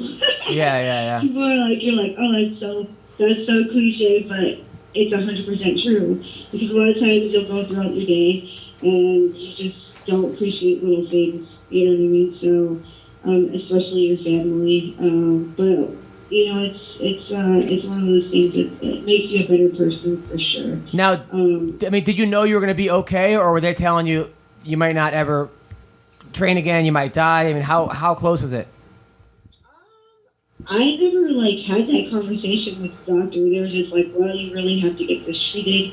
Because I was like, oh, well, this can go on hold. Like, I can still train and make the Olympics and then just go to the treatment after. And they're like, with cancer in your neck. It's spreading to your lungs. And your lymph nodes, and it's all over your neck. So I was just like, oh, okay, well, I guess I can't do that. Because I was full, ready to just put this on hold and do the Olympics.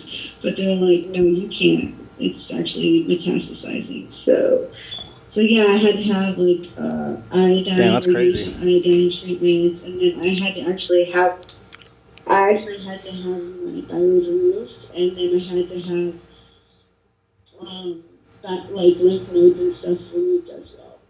So, is that why you're so damn tough? You're going into the cage, you're like, man, this is nothing compared to what I had to deal with. What happened? Is that why you're so tough? One of the reasons? you were tough before that, but now you're at a next level. Oh. It's the wrestling. I think your mindset, my mom, she raised me to be very tough. And I think that alone prepared me for that challenge. You know what I mean? Because it's a no joke kind of illness. You know what I mean? So it's you have to be tough in order to go through it, and then it makes you even that much tougher. I think for me, I don't know if it made me tougher. I think I was already tough, and it just made basically to me, I feel like it was put in my path in order to inspire others. I feel like I was made for a bigger thing, and I've had a lot of feedback because of the tough show, and people are like, oh, I'm going through the same thing, and you know what I mean, and I'm able to inspire them to continue to persevere through their struggles and through their sickness, and I think that's awesome, because it's I'm able to reach more people through MMA. Because in wrestling, not many people pay attention to wrestling, even though I was the number one wrestler in the nation and third in the world. No one knew who I was. You know what I mean? So through MMA, I'm able to reach more people. It's a more popular sport. So I feel maybe that dream was taken away from me, so that I could I have a chance at a second dream, which is becoming the UFC strawweight champion. So, but now I'm able to reach more people this way. Well, I think it could happen. I know it's going to happen actually. How do you think Rose and Joanna, the rematch? What do you think is going to happen if they have a rematch? Oh, I don't even know if they're gonna have a rematch. I don't really know. Every time I say something's gonna happen, it goes the other way. What about Carla versus Cynthia Calvillo? I have no idea. I thought I think it'll be a good matchup. Wow. I don't like to say who's gonna win, because I don't want to be stop trying to be their friend. Offending people either. I'm not here to feel you're gonna get your ass whooped. I'm not here to do that. Yeah, but you can say. Yeah, but you're a fighter and you have an educated opinion above other people. A very educated opinion. What do you rank right now? Me, I have no clue. All right, are you in the UFC still? No. What do you mean? What do you mean? You don't know your ranks? Because I would assume that you're probably 4 or 5, right, or 6. Me? Down? Why are you down there? You're fucking 5-0. Definitely top 15 for sure. Why is she not ranked higher? She's 5-0. She's fucking up everyone she goes against. Why would you? Well, it's because I haven't fought like anybody in the top 10, and I don't know what the girl was ranked that I just fought, but. I mean, you beat the shit out of that chick. Who, Juliana Lima? Mm-hmm. That was like I threw in the towel. I was like, it was unbelievable. Is that after you busted on it? No, come on. I have nothing. Set it in all dry and crispy. For my teammates. Yeah, but now, by the way, yeah. So, are you training with all men over at Millennium. Yeah, I train with guys. And then Just not her boyfriend. Are you still living at home with your parents? He's got to be real jealous. No, I rent a room. So you live in like a little room by yourself, or with the boyfriend lives with you? Yeah, we have a big room, and we live in this room. But we have like two other roommates. We're all friends, so it's pretty cool. It's like we don't. I don't know. Is it like a dirty, messy fighter house? Yeah. Does he have any kids? No. Oh, okay. But we have like 20 dogs, so it makes up for it. You got a lot of dogs. Okay. Do your roommates have to take the trash out because they're scared of you? No, they don't do shit around the house. Are they fighters oh my too? God. No, they're just like regular people. All right. So you and your boyfriend live together. He's a fighter. You're a fighter. You train all day. Do you have to have a regular job or no? People are bullying them. No, I've made enough money so that I don't have to. So you don't have a job. You guys have sex how often? 3 times a week? Who initiates it? It just depends if you're at camp. Now, how did he pick Wait, you up? does that mean less or more during camp? Yeah, good point. Good question, CB. You have sex more? It's good cardio. Or less? Less. Oh, wow. All right. Don't cheat yourself. You shouldn't cheat yourself like Because that. you're tired. Yeah, that makes sense. She's tired. No, it's like 6 hours a day is hard. Now, will you come to? I coach a wrestling team in Brentwood. Will you come and guest coach and coach the kids for a day? Brentwood? Yeah. You want me to coach the kids for this? Yeah, come in and be our special guest coach. But you have to slam Adam. Yeah, I can do that. I'm not kidding. I'm gonna call it like next week. What are you doing next Monday or Wednesday? She's sick. I'm sick that day. Oh no! Come on, we have. Look, I had Bubba Jenkins. I had Ashley Evans Smith came and coached today. Bubba Jenkins came and coached. Aljamain Sterling came and coached. Vince came and coached. Yeah, I went there one time. Andrew came and helped coach. Ellenberger came and coached. Come on, get back to the kids, Tatiana. No, I give back all the time. I'm a good coach myself. Good. Well, you can help. Your team against his team, winner take all. All right. I was thinking about being sick. Oh, nice. I like it. All right, cool. Now Vince over here, he's a single guy. His ex-girlfriend cheated on him, even though they were going to orgies together. He's a really good guy. There's rules to it, okay, Adam? Yeah, he's a really good guy. Do you have any hot friends? Yeah, but I can't mention them over the phone. It's in private. Oh, okay. Oh, we could privately whore your friends out to me. That's fine. Okay. Now, how many dates will they put out? Are they girls that put out right away, or do you have to wine and dine them? Yeah, because I put it on the first day, honestly. Yeah, he puts out right away. Kind of a hooer. Asking that stuff, what the heck? Now, what's your boyfriend's name? Chris Sykes. Now, how long did it take for Chris Sykes to get in there? Was it like? What the heck? A whole 5 years. Still haven't done it yet. Oh, bullshit. You were dating for 4 years, you said. Yeah, 4 years. Added a year. No. I'm actually curious. It's past 12 o'clock. It's 5 years now. You're a chick. You're a quality girl. You're a world medalist. I mean, this is gold medal. Putang here. So.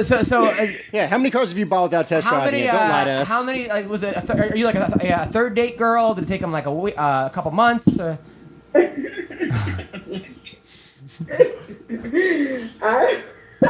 Oh, it took a long time. Yeah, it took a long time. She's a girl that laughs and giggles. Yeah. I'm way too shocked. She's like, I made this son of a bitch All right, wait. okay. I got it. Okay. All right. Well, listen, Tatiana, you're an inspiration to so many people. You're a great fighter. You're beautiful. And you're fun. You're fun. Yeah. This guy better treat you right, because if not, Vince is here. And I'm a lightweight. Well, thank you. We would love to have you come and coach the kids one day, and keep up the great work. And hopefully All back right, on the well, let me podcast. know what day works for you. Thank you, Tatiana. The day you're sick. I appreciate it. Thank you. All righty then. Bye. I'll see you. Bye. All right, that was Tatiana Suarez. My phone now. Where can people follow her? Oh, that is your phone. You can follow Tatiana because she only has like 7,000 followers or something. And which is ridiculous. But CB, let us know where. That's all I got. Yeah, I know, but you weren't a world champion. You didn't win tough. You lost to Chiesa, right? No, Al Iaquinta. Oh, Al. By the way, you've been calling out Al left and right. Yeah, he doesn't want to fight me. Let's call up Al. Yeah, call Al. Do you have his number? I think I have his number. I have his number. Yeah. Now, do you think he's actually harass him? He's a good friend of scared mine. to fight you, for real? I don't think he's scared to fight me, but I think he knows that if he fights me, there's a good chance he'll get his head knocked off. Because when me and him fought on the Ultimate Fighter, I was injured in that fight, and he barely survived. So I got a fight for Vince right here. Beat Shannon Rich for $50,000. Oh, I'm down. Oh, really? Oh, that's This is real. Isn't that the guy that has like 100, like 300 fights or something? Yes. Yeah, and like 226 MMA fights. Yeah, and Like 170 Going losses on the probably. East Coast. Yeah. Whoever beats him gets $50,000. Are you serious? Dude, I'll take that. Shannon Rich. just change your name. Change your name so nobody knows who you are. I'd Oh, does fight that be him. just a normal person? Yeah, I don't know. Andrew wants to fight. Andrew, get some. I'll split it Andrew. with you. I'll split it with you. What is that? I can't I'll be in see your it. quarter. It's Yeah, but I think he's fighting a girl now. He's in that new gender war thing. It's like is he? I don't think he's the one fighting the girl. oh. By the way, you can follow Tati- What's the That's challenge? not okay. By the way, you can It's follow. beat Shannon Rich and you get $50,000. That can't. Who's wasting $50,000? He is. It's his it's- money. Oh, it's his purse. money. Yeah, he's gonna give up his purse. Yeah. You gotta money. put it up You and can then you win win your it money. back. You got to money put up back. $50,000. No, I don't know. kidding. But by the way, Tatiana, you can I'll take that bet. Shit. I killed Shannon Rich. Hold up. By the way, you can follow Tatiana. I don't even at train anymore. TSP. Neither does MMA. Shannon. Shut the fuck up. You can follow Wow. Tatiana at TSP MMA 115. All right. When good Adam goes bad. Yeah, you could follow her. But, I'm gonna have to cut out the whole interview. No, you're not. Are you really? Oh, we'll see. Oh, what a dick. All right. So, all right. Let's talk about some. We'll of the see how fights. that audio comes out of that giant speaker. I think it's. Oh yeah. We'll see how. Can you hear it in the headphones? Does the headphones as like our voices? It's pretty bassy, but we'll see. Yeah, Oh God. We're trying here. We're trying. we're trying. trying. That's all that matters. It's just If only effort. we had Bluetooth. So, by the You way, need Wi-Fi. Rachel Yeah, Wi-Fi. Ostovich looked great. She won her fight last week. Which kind of look? Look in the fight or look in her She might appearance? be one of the best looking girls in the UFC. She has Yes. like an exotic look to her. She wears too much makeup though. I fucking hate it when girls Yeah, wear I don't like that either. too much lipstick. When you could see it, It looks tranny like. Well, you can't say it that. does. It looks transgender like. looks transformer like. It looks. I apologize to any. I know actually there's a. She's a Decepticon. Optimus Prime She looks looking like a motherfucker. Decepticon. There's actually a transgender that listens to our show, by the way. Just loves one. Our show. Or Just there's one. a couple, but Shay, if you're out there, because she's super cool. It's only good fun. And she's a big fan of our show. Don't be a. So, What kind of racist would that be if you're like, you know what I mean? For That's not a race. Sexual, no, wait, but you know what I mean? Like but lipstick. sexual orientation racist. Well, it's not- but when I was Discrimination, growing up, I when I was growing up, you could like Oriental wasn't a negative term, and then it became a negative term. It's still not. I say that all the time. But people get very. Is it? Is that negative? Yeah, Oriental?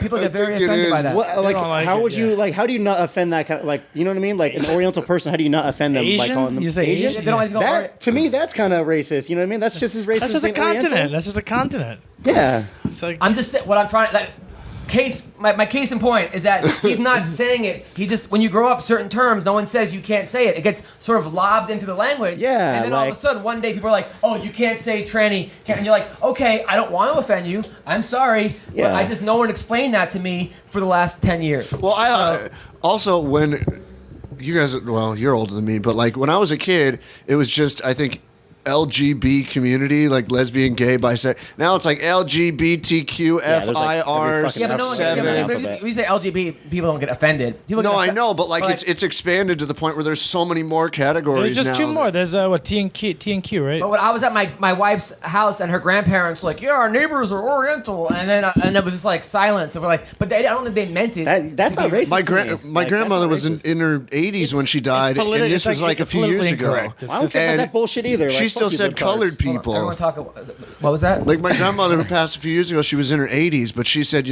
oh, my colored friend so and so, or my nurse, I'm like, you can't say that, Grandma. You can't say that. Yeah, you want to hear something funny that I do to my grandma? So my grandma is like, she's straight Italian, she speaks English, but it's like really broken up.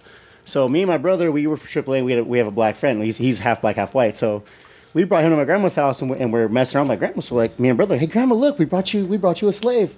My grandma, she thought we were being serious because she's like just so old school to me. She took him in the kitchen or in the garage, which is her kitchen, and made him wash the dishes. And me and my brother were like laughing at him because we were messing with my grandma. But like, what about the guy who actually her generation? Did he wash the dishes? Yeah, he did. He was playing along with this. Yeah, and he's my friend. You know what I mean? But like, that's the kind of relationship I have with like. Did he run out at the end of it? 300 years old? No, she's in her. She just had a birthday in August. She's 70s. Why would she think that slavery was still around?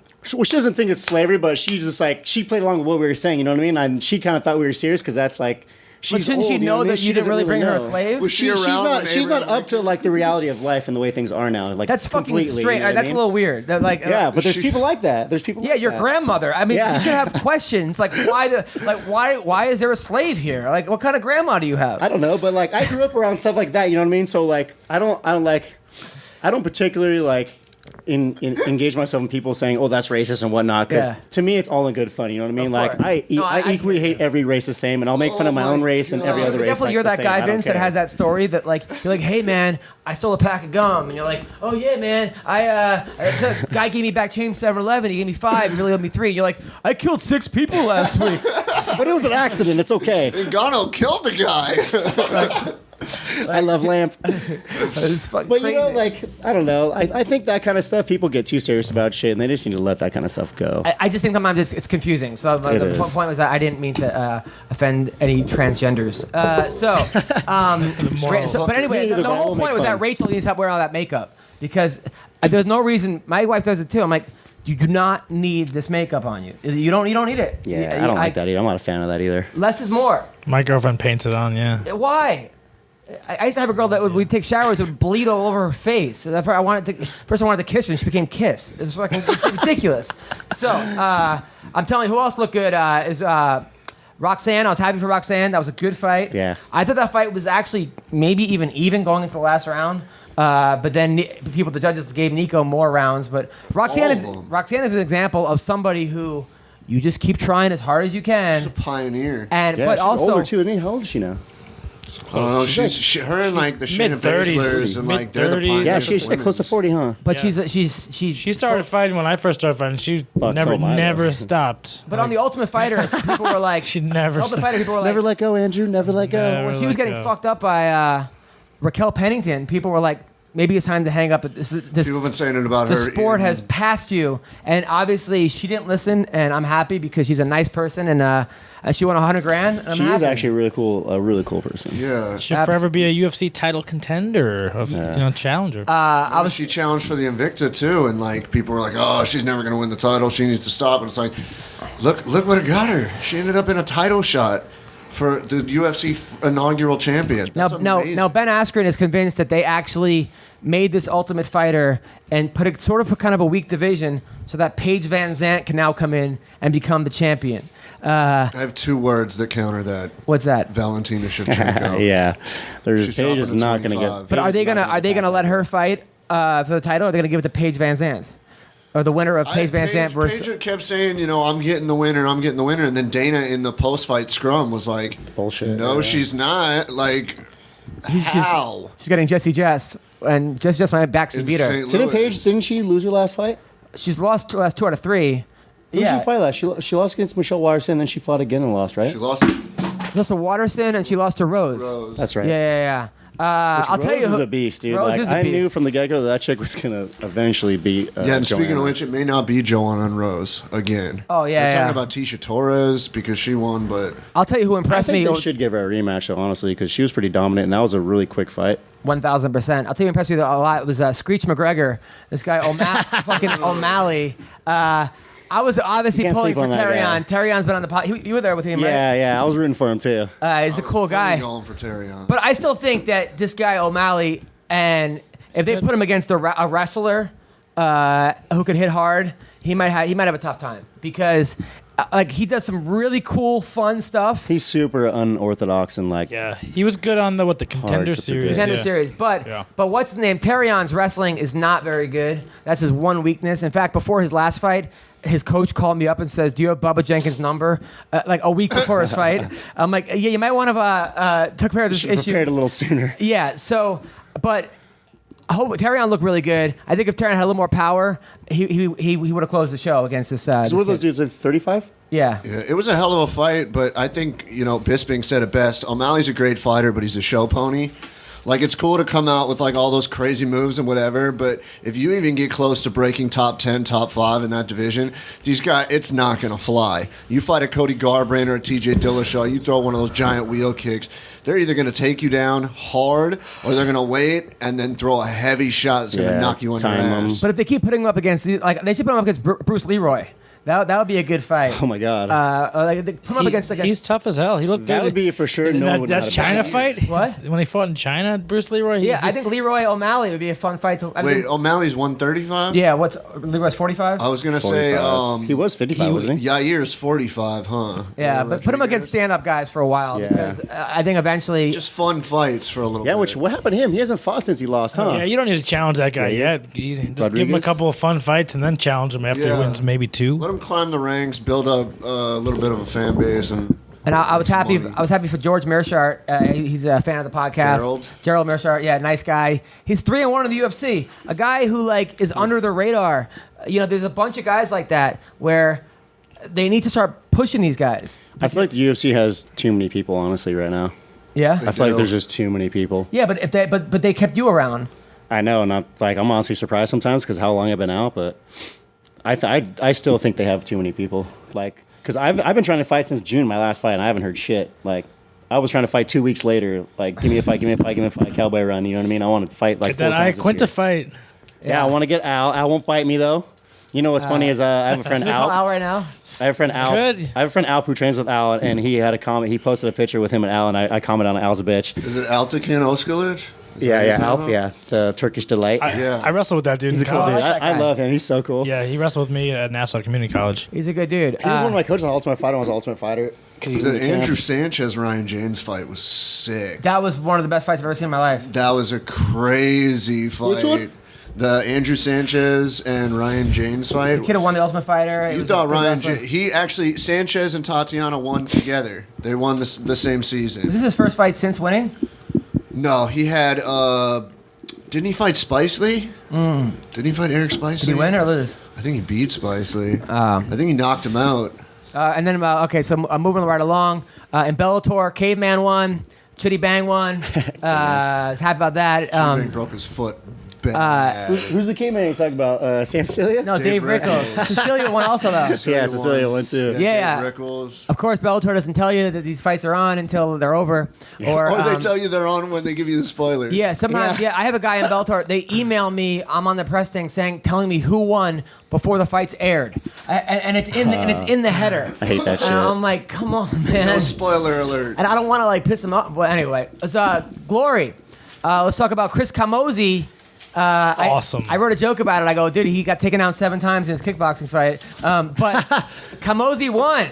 You were there. He fought amazingly. He fought a guy that I don't think was. I think it was a little bit of a mismatch. A little bit, but the guy was 9-1. Who are the 9 guys He was that a guy lot beat? bigger than him. It just didn't look like the same weight class. It looked a little off. The guy was exhausted after the first round. Yeah. Exhausted, and Camozzi had a lot of glory. What weight were they fighting at? 85, I think. But I think Chris has a future in this. I mean, I don't know. He definitely does. He definitely does, and he's got a great training partner in Dustin Jacoby. He could definitely contend for the title. Al just said LMAO.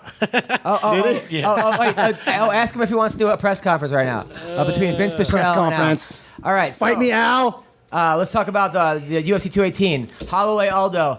Aldo is not the same guy that he once was. No. For a while, and everybody's like, no, he beat Edgar. You know what it is? Like, yeah, he beat Edgar, but he got owned up by Holloway twice. And Conor broke him, man. That was like his whole mental just was shattered. He didn't look the same. He wasn't moving the same. I honestly think it Didn't was throw a lot USADA of that leg broke him. kicks. A lot of people are saying that too. That USADA kind of. I think USADA killed a lot of Brazilian fighters. I think that's what happened to the Brazilian guys.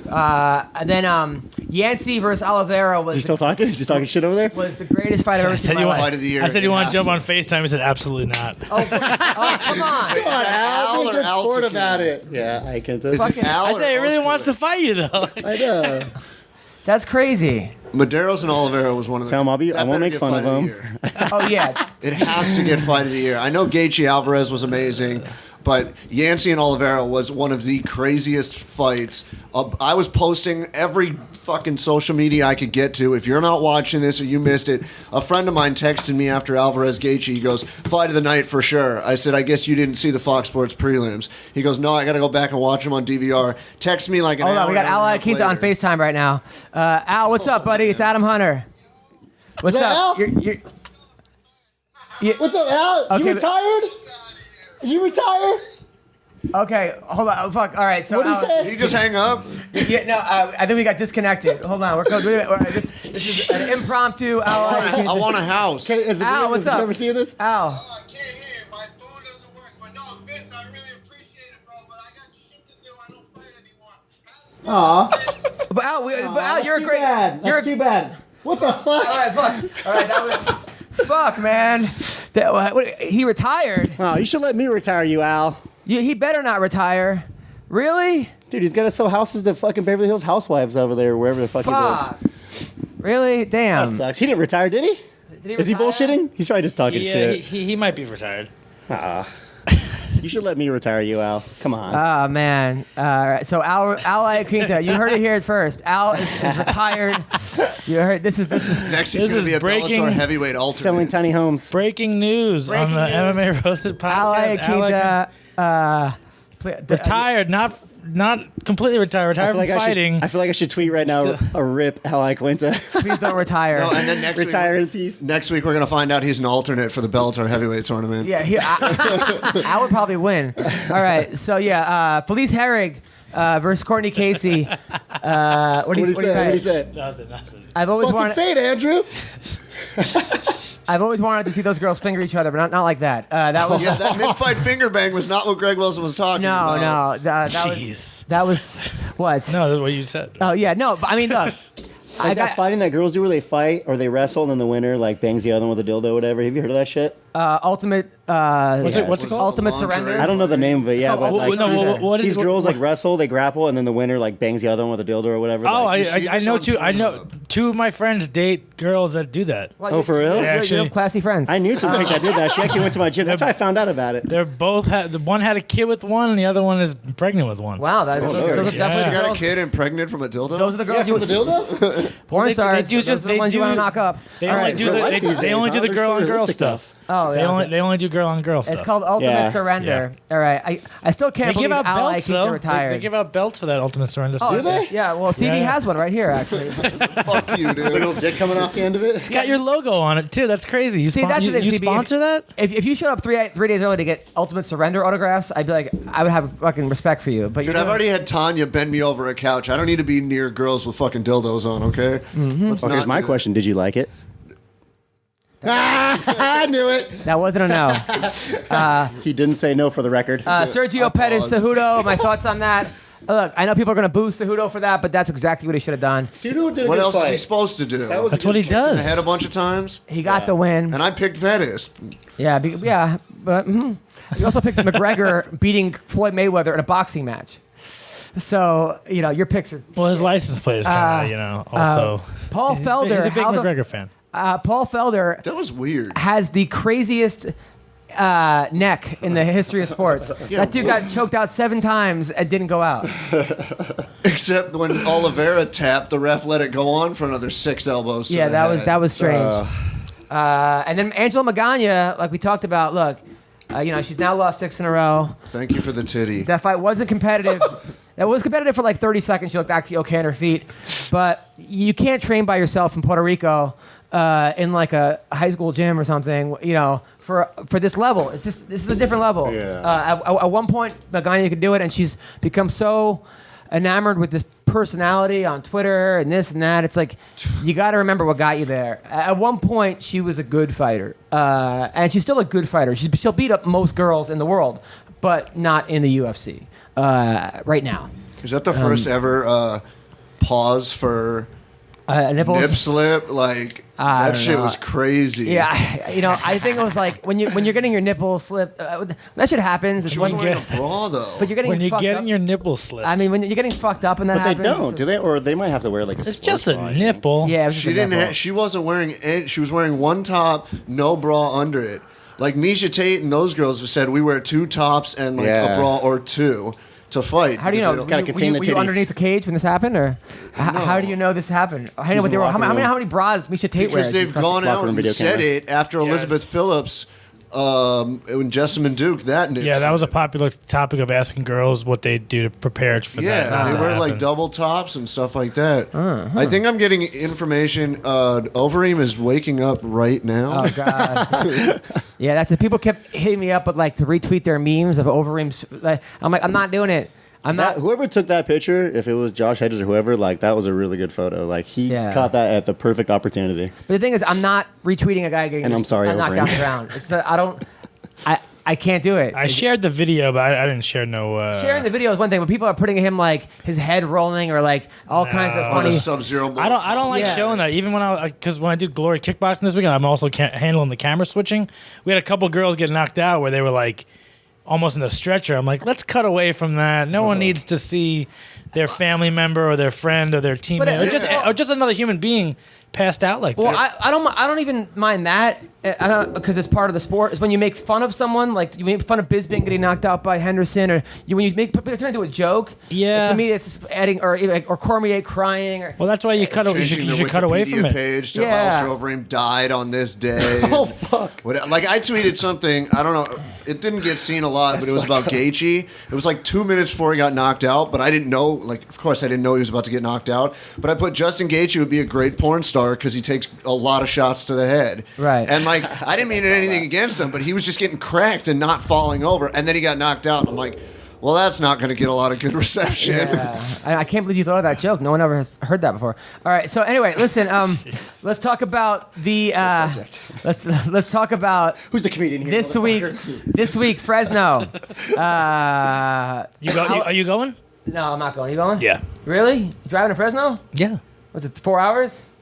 It's like Some, three. I don't know, 3 or 4 something like hours. that. Nice. You got good tickets? I think I'm press passed for this one. Whoa! Look at you. Oh, fancy Calm down, pants. calm down. I'm trying to shoot something with Aljamain.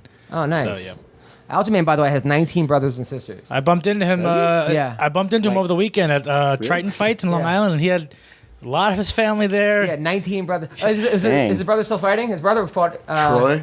Yeah, his brother's a Troy fighter. still fights. Yeah. I saw Troy training on Aljamain's Instagram. He's like an early pro, right? Yeah, his first Yeah. fight I think was a draw or something. He might fight in Triton. A lot of those guys are doing the local Long Island MMA thing. So who's Alejandro Perez? He CB. was on, if I'm not mistaken, one of the tough Latin Americas. He's fighting Yuri Alcantara. Who's gonna win that fight? Yuri hasn't looked good, and I mean, he hasn't looked like himself in a while. I think Uriah Faber kind of beat him up pretty badly a while ago, and he hasn't been the same. Perez is a tough dude, gritty. I don't know, man. I think it could go either way. All right. Well, thanks. All right, Chris Grusenmeicher. He's the guy trying to have Ultimate Fighter, right? Team Alpha He was Male guy. on it. Yeah, he was on Ultimate Fighter, Team Alpha Male. Good on the tough guy. I've seen Chris fight for almost 10 years. He's good. He's fighting Davy Ramos, the Tasmanian Devil. Davi Ramos. Who's gonna win that fight? I go Grits. Grits. I like Grits. He's a good wrestler. He'll just Now, why have you seen him for 10 years? He was fighting for a long time in the Boston, like New Hampshire scene, And he he had a break for some. He took like a couple years off, and then he came back on the Ultimate Fighter, I believe. He was on the Ryan Hall season, right? Yeah, he had a couple years off. Like no one saw him for years, and then he popped up on the Ultimate Fighter with like a freaking beard and stuff. He's at Alpha Male right now. I'm not sure where he's at now. I think he left Alpha Male after the season. I think he went back to like the Midwest. I'll tell you who. By the way, I'm doing a show in Fresno Wednesday night at the Standard. Tomorrow night, Liz Carmouche is coming, and my boy Eric Anders is coming. Your boy. He's fighting. His nickname is your boy. Yeah, the guy played football for Alabama. He's 8-0 with 8 knockouts. That just makes me think of Jay-Z. He's fighting Marcus Perez. It's a boy. Who's 9-0. Do you know anything about Marcus Perez, CB? No. All right, so I got your boy. His name. I got your boy winning. Yeah, I think I got your Eric boy. Anders. Yeah. I read an article about him. now? I read an article that the first time he ever walked into an MMA gym, Walt Harris was there, and they go get in the ring with Walt Harris, and they sparred. He never trained before in his life. And he said Walt Harris beat the living shit out of him. And then he came back, and now he's fucking 8-0. Still probably easier than walking into I had a good time. ATT. Welcome back. Yeah, which is crazy. I mean, what kind of gym was that? He was like, yeah, my gym doesn't do that. What Scott, about the ones that feed new guys to Hector Lombard? yeah, I heard a story where a fucking parent wanted to punish his kids and made him spar with Hector Lombard at ATT. I would never do anything wrong again if I got in trouble and they sent me, go spar with him. Like, fuck no. I would call parental services so fast and get that fucking father taken away. So Scott Holtzman, My parents are beating me, but they're trying to get me beat. Is that hot sauce? Hot Sauce, is fighting Daryl Horcher, who's the guy that brought in to fight Khabib, right? On short notice. Yeah. Didn't go very well. But Horcher does have a win over EJ Brooks, who I like. I like Holtzman in this fight. You? I'd probably go Holtzman on this one too. Going with the sauce. Hot sauce. Marlon Moraes versus Aljamain. I like Aljamain. I think Moraes lost to Dotson. And I just think he's... What a fast turnaround is that, huh? Yeah. Is that 4 weeks or something like that? Yeah. That's crazy. who do you like in this fight? I got Aljo. Aljo? Yeah, I think his wrestling is going to be a little Doesn't too use much. his wrestling anymore, though. He used it against Benin Barao. The problem with him is he's too ripped. Okay, really, I'm telling you, the judges see him and they go, "This guy has like a 12-pack. He's black. He's supposed to win." And they go, "He's." And then if the other guy keeps it close, they give it to the other guy because he looks like he should win. I told him. I like your theory. I told him that he knows agreed what with his fucking it. judges are He thinking. actually he has a couple split decisions that should have went his way because the other guy looked like His body. Yeah. That's hilarious. In a weird way, I think this is a better matchup for Aljo this weekend than his original. He's too ripped. I'm telling you. Of all the things he could use to determine that factor. You don't think? Trust me. Look, if Ngannou fights Roy Nelson, right, and which is not going to happen, and it's close, who are the judges going to give it to? Fucking Roy Nelson. They're going to be like, that fucking guy should not even be in there with this guy. I'm giving it to him. That's a good example. But it's not even like it's in your whatever your psychosis. It's not even like something that you actually like factor in. How does he look? You're saying he deserves it, you know? Your whole life, you're brought up. The one guy's a fat schlub, the other guy's ripped. The fucking ripped guy's gonna win. It's just that's the way we fucking live. That's why you can fuck hot chicks. You're not supposed to. All right. Anyway, Thanks, all right. Thanks, Adam. But you ever see a girl? I'm telling you, a lot of times I've seen hot chicks with like average dudes, right? And obviously a lot of them have money and shit. But a lot of times, like the hot chick will feel bad for. They're like, oh, he couldn't get a girl like me. Pity. I'm gonna fuck him because pity guy. Meanwhile, it's so weird. That doesn't happen too often. But I'm saying that there are times where that kind of thing happens. Or I've seen stranger things where like the guy, either the pity fuck or just someone gets someone out of their league. Or you ever have this one where the guy has a guy has a really hot ex-girlfriend, and then the next girlfriend goes out with him who's super hot because he's like, well, if she likes him, and because she's competitive with that girl, it's like almost. I don't know about all that. I'm telling you, when I was, obey the hot crazy matrix. when I was in college, right, and you would see a sorority, right, you would always go for the hottest chick in the sorority, right, because I every usually go girl. for the hottest three because then I have choices. But then every other girl that's not as hot as her will be like competitive with her and go, oh, she fucked him. But if you start with the fucking mediocre, you're only gonna get worse from there. You're never gonna go from the mediocre Or better. chick to the fucking hot chick. Could go better. Could go better. And rarely. Rarely. I'm telling you, you go with the hottest one. All right, that's my Half empty guy. okay, so Jason Knight is taking on Gabriel Benitez. Pessimist. Fucking Mowgli. Who's Mowgli, CB? Benitez? Yeah. He's kind of bounced around the UFC. He's 3-2. Either one. But he lost. He got knocked out by Andre Fili. Oh, okay. But he submitted Sam Cecilio. Right. So it's. I like Hick Diaz. Yeah, I definitely think Jason Knight. If Fili knocked him out, and Jason Knight has more power, I think, especially in his hands. Cub Swanson, Brian Ortega. This fight worries me for Cub. The line's been moving. Ortega's so good and young and like in his prime, and Cub. And Cub, like sometimes you don't know what Cub's gonna show up, but he has momentum. He has a kid. He's married to Kendra Perez, who's smoking hot. And he's been looking good. I mean, his last fight, he beat the Korean Wonder Boy, right? Was that his last fight? No, it was Lobov last fight. He beat Lobov, right? Yeah. I'm pulling for Cub. I want Cub to win. Cub's the underdog now. He should be the underdog. He wasn't for a while, and then the line started moving in the last 2 days, and now Brian Ortega's like a -140. I hope Ortega fucking got busted. I got Cub on this one. Really? I see him winning, yeah. Ortega's a cheater, though. He fucking got I didn't think he looked that great against Guida. Yeah. When he fought Guida that time in L.A., I didn't think he looked that amazing. He got a late finish. Who looked amazing against Guida, though? Guida's the hardest guy to fight in the world. He's probably the most annoying guy to fight. Yeah, but Swanson's won his last 4, lost to 2 champions, goes to Holloway and he was Edgar. Lost to champions. Yeah. And he was in a bad place in those times. Like I hung out with him during those times, and he was in the dark. Like this is a whole new Cub Swanson. I hope Cub wins. I remember he's a good sport too. He lost to Lamas as well, but yeah, he's lost to nothing but top guys. I remember when I did that show at the UFC Christmas party, and he was in the crowd with Matt Hughes and BJ Penn, and I go, "Oh, it's great to be here with these legends and Cub Swanson." And he's a good dude though. I love Cub. I get confused with Cub a lot, so like when I used to do the expos, people would call me Cub, and then I'd be like, "Oh, thanks." And then I think who did he fight? I think it was Dennis Seaver. Yeah. He fought Dennis Seaver, and then like maybe 5 minutes after the fight, I was in the expo, like signing autographs and whatnot. It's like, oh, that was a good fight, Cub. Like you fucking killed Seaver, yada yada. And I was like, oh, thanks, bro. You know what I mean? I just like totally just went along with it. 180 like this dude. Yeah, and then I signed it. I signed his autograph, and then I think I just wrote like I'm not Cub or something like that on it. I didn't sign my name. I actually know a guy who banged the chick who was convinced he was Nick Swartzen. And the whole time she's like, "Oh my god, I can't," because he's a comic too. And he's like, "I love your comedy." This guy like was like an up and coming comic, so he answered her. And then afterwards, she's like, "I can't believe I just fucked Nick Swartzen," and it was not Nick Swartzen. Yeah, and that's like a distinctly ugly person. Like you would know if it's him or not. Yeah. I worry about this fight for Ortega just because Guida kind of rocked him a little bit. Hanato Moicano rocked him a little bit. Cub hits way harder than both those guys. It has to get to a point where I think on the ground where Ortega can get the submission and go from there. But I got Ortega. I think he can pull it off. But I like this fight. I think it's one of the 2 most intriguing fights on the card on a kind of a weak card. I'm kind of rooting for Cub G, but I think Ortega's going to take it. When he fought against Guida, I thought the same thing. But when Guida fought him, Guida looked good. Guida's also not something I say Guida has often. wins over all these people that he shouldn't have. I mean, over RDA.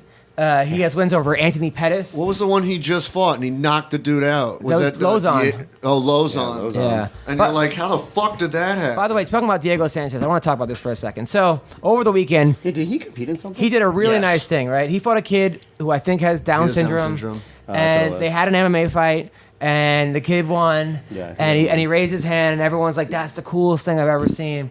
Look, I don't want to knock that. Because I think the heart was in the right place, right? Yeah, Diego left his arm in there though. So the guy, but let's just say now, watch out for that arm bar. Well, you have to know that guy's not going to be. But let's just say now, this kid thinks that he's a good like fighter. Blind kid playing football. All right, just, like, guiding him. I don't think he's a fighter. I think it was just like a one-off experience for this kid. But now this kid thinks he's tough. And he's gonna get. What if he goes and like picks a fight, or is in somewhere, or like something happens? I don't think that's. And then he gets killed because now he thinks he beat Diego Sanchez. I don't think. I think he knew, like, especially since like Diego was overselling moves. It was almost like a pro wrestling meets MMA. So he knew that the kid threw a teep kick on Diego, and Diego fell back, rolled over, and then got back up. Okay, fine, but does that kid really know that he didn't really beat Diego Sanchez? I think he understands that. You do? You do? Because if he doesn't. we could be setting this kid up for a think big. he does. He was dancing after the fight. And Yeah, stuff. he was having fun, but he's like okay. the other part that the part You don't think that, someone should have told him, "Hey, you really didn't win this fight"? He won the fight. Okay, but Yeah, he won wasn't the fight. Do you think maybe he should have told him like this He guy? armbarred him, dude. All right, fine. I'm just saying. Well, what if the guy now all of a sudden? You got to be sees careful in that something- open guard, man. It's like All right, okay. Let's say foot on the hips, man. let's say the guy's on like a train or something, right? And some guy's being disruptive on the train, right? And everybody else knows, like, okay, ignore the guy. This guy's obviously crazy. But now this guy thinks he just beat Diego Sanchez with a teep kick, and he's like, "I'll fight you," and the guy gets murdered, all right? Now, like that's. I'm just saying. You can't blame that on Diego. the thing that pissed me off about it was the aftermath. Like the video was on Facebook or was on Twitter or whatever, and you go watch the video and you look at the comments, and guys are like, "Fucking Diego lost that fight. He really needs to hang him up. This is retarded. He's gonna get." you brain never damage." ever read any comments. Yeah, And yeah. you're like, "What the fuck? That's Do you the really that's like, the rule. Yeah, but that was Don't that. Yeah, but that was that kid writing the comment. No, I'm kidding. No, I'm kidding. No, People are just dumb, dude. Like Diego should hang it up. This is retarded. Yeah, but Like, you shouldn't. You're better than reading the comments. Yeah, what do you I'm read? fucking bored. Okay. No, Come yeah, on, man. he has no life. Okay, but I'm not at work. I don't have shit think to there'll do. be that kind of issue. I just hope that the kid doesn't now think he really won the fight and something bad happens and God forbid, like he knows. I see your point, but I kind of doubt. That's it. that. I mean that. Hopefully he's got good people it surrounding him and sucks. let him know that he did not actually beat him. Okay, you try tell. You want to be the guy to tell him that? Who's going to tell him that? He won. Yeah, but we also don't know the backstory of Like, it listen, from the you won, beforehand. Of like, probably I just won't want do to that. get in there, Yeah. have some fun. I've been training. We don't know the backstory of what happened before. I 100% agree with what you're saying because yes, it would end horribly, especially on a New York subway, like you're talking about. But like, Do yeah. wrestlers get participation trophies? Wrestlers, kind of now, and it's like not really. I You mean, like take him and slam on the ground like, you don't deserve this, you schmuck. it's just way different. No, it's not. This is way different than if you lose a Giving fight. someone something they don't those deserve? kids really lost. Yeah, and you gave him something they didn't deserve. So this is kind of the same. Like, Yeah, Diego gave I him don't something he believe didn't deserve. in Brazilian Jiu-Jitsu either, but that's not the same as somebody now convinced he just beat a UFC fighter and now he's gonna go around and who knows what could happen. Yeah, but what I'm saying is he What like if he turns to a beast and knocks people out now? He's just running Maybe. around cracking fools. Maybe. But what I'm saying is, like, just like the kids with the participation trophies, like they know they lost and they still got the trophy, so they're like, I got the trophy, but I still lost. You know what I mean? Like, I feel like they know lost, that but- they didn't earn the trophy and that's still like they still lost the fight. Yeah, but We're not letting them win. We're not tricking them into thinking that they won because we feel nice No, about but you're it. letting them think it's okay that they actually lost because they still get. You know what would be better if Diego went out there and just beat the crap out of him. No, because then then he could say like, "Hey, I really got into a fight with Diego Sanchez." But no, that would That be might have been Diego actually right now. The way. no, that wouldn't. I mean, that wouldn't have been Throwing good. headshot. That wouldn't have been good either. I'm just saying. Maybe Diego didn't even know who he was fighting. I'm just saying, lying to somebody. If he No, really, I get it. If you're lying to somebody, whether they're special needs or not, and you're pretending they did something they didn't deserve, could have bad impact in the future. I'm just saying. It's like to me, it's sort of. I agree, but I don't think it's to that extent. No, but it's also. that he's gonna take it that far. But I don't like it when like celebrities go to the prom with some nerd or something. Like and they're like, "Hey, you just won a trip to the prom with Jessica Alba." I'm like, no. Like she I try feels to bang bad her. for you. I try to bang her. She feels bad for you. She doesn't want to go to the What does prom this with probably you. include? She doesn't want to go. I can't stand people. No, you're not going to hook up with her. First of all, she said you're a teenager. This is sort of like child pornography and statutory rape. Yeah, statutory rape.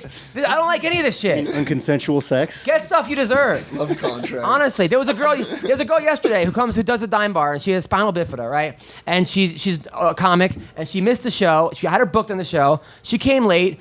And then she's like, "Sorry that I'm not here," and gave me the puppy dog eyes. And I said, "No, dude, you were booked on the show. You didn't show up. There was producers in the crowd. You're here with great comics. This is bullshit." And then she walked away upset, and everyone's like, "You were kind of hard on her, you know? I just feel bad for her because she." No, fuck that. She is a person, okay? Treat people like people. I don't care if she got fucking spinal bifida. I don't care if you have cerebral palsy. I mean, yeah, if be you're nice Cotton to Eye Joe. everybody. But Diego should have just ripped that kid's head off. that fight never should have been sanctioned. Should have murdered that kid. I should have He been. should have not walked out of that ring There was alive. nobody wrapping gloves in the back and signing That fucking shouldn't have been a Albuquerque sanctioned Athletic fight, okay? Commission. That should not have been a sanctioned fight. Yeah, don't sanction the fight, okay? Have him fight how another could you kid. Like lose that create a fight? fighter and fucking. Was that a UFC. sanctioned fight? I don't No, know. have him fight another kid with cerebral palsy. Have two kids with cerebral palsy in there. Exhibition. Have another kid who Yeah, but has. then one one has to lose. Fine, okay, but at least it was sort of They're like gonna go into depression and die a lot quicker. No, here's the no. Diego should train a kid with Down syndrome versus Vince's Down syndrome kid, and then they should have a fight. But they have to be the same weight, and it has to be sanctioned. Okay, I know it's not real, but have you seen that video of that blind kid that they put in like a football game, and he can't see, and they're like directing this kid, and he makes another stupid thing. Or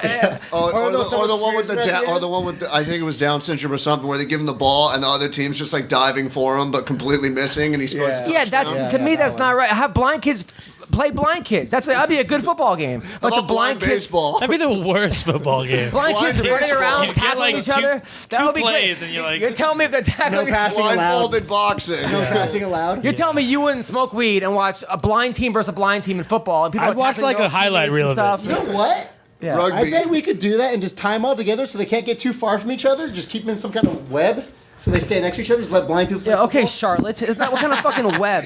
I'm just all right. Charlotte. Charlotte's Web. Okay, but listen, I no. get the- Cotton Eye Joe was way better. But whatever. I'm just saying that like to me, people with special Giving him a false sense of reality. there's a Special don't even know Olympics it's real anymore. for a reason. There's a look. I don't know. To me, like it's like people who have disabilities should not be treated differently. Okay. I agree. To an extent. You climb that ladder in your wheelchair and go fuck yourself. Anthony Robles had one fucking leg and won the national championship. Okay, people were not. Nick Newell was like 11-1 as a UFC fighter. Yeah, but then on the other hand, there was a dude, I forgot his name, but he had no hands, no arms, Yeah, no that legs. kid. And you weren't allowed to strike with him, but You he took couldn't- a well, you- regular MMA fight, but That was stupid it was too. 15 minutes where the dude was just I would've moving to soccer avoid pumped the that takedown. Yeah, I thought maybe if you punt him to the crowd, you could catch a fighter. like a baseball. Don't kick the baby. You could take it home. That's an example where I think like, okay, they shouldn't have done that. Like, Well, have him fight another kid with another guy with no they arms. put him and against a legs. real fighter, and they're like, you can't strike against him because he can't defend. Yeah, don't but change He's gonna the- go for a takedown for 15 I'm saying, minutes. yeah, That's a bit much. I'm saying, Yeah. I'm And saying he was you a good can't- wrestler too. You couldn't armbar him though. He was. Yeah, he was. He was a good wrestler. Yeah. It's actually a shoulder bar. He wrestled. He fought in Georgia. It was David Oblis's promotion. Yeah, no, I understand that. I'm just saying that, like, I don't know. Whatever. What I'm am going to hell for this entire time. Why am I going to hell for No, telling I people- said we, like me and Vince more than you. I'm still good. I thought it was cool. You thought the whole thing with Diego was cool? Yeah. I thought it was cool what he did. I understand your reason. I think the gesture is cool. I think the heart's in the right place. I think it's a beautiful thing, and the kid was happy. Yes. Okay, and that's really all that matters. I do though think that like if that kid really thought he beat Diego It's a false Sanchez, sense of reality. and it's kind of in some ways mean, in some weird fucking way. Even though everyone's happy, it's also like. Well, they're kind of that putting a makes me think- spotlight. But he's on never him. going to have the opportunity even to, like fight and maybe win. It's a good Yeah. feeling But to he feel didn't like really- he didn't really win. He didn't really win, though. Lifetime opportunity. He didn't really win, and I think maybe he knows he didn't win. Or does he? I don't know. What the fuck do I know? I don't know. Fucking Luke Sanders is fighting Andre Sokamash. Sukmentov. Luke Sanders is good, right? He was supposed to fight Caraway, Oh, it's got the hair. and Caraway got replaced by Sukmentov. Or Sukomtov. He's the Asian sensation. Is he any good, this dude? He's had, Luke I think he's Sanders? had one or two in the UFC. He's a decent stand-up fighter, but I don't know. Luke Sanders is a tough dude. Nah, he's 0. That dude's 0-2. The guy's fighting Owen Sanders. What about Luke? Luke's 11-1.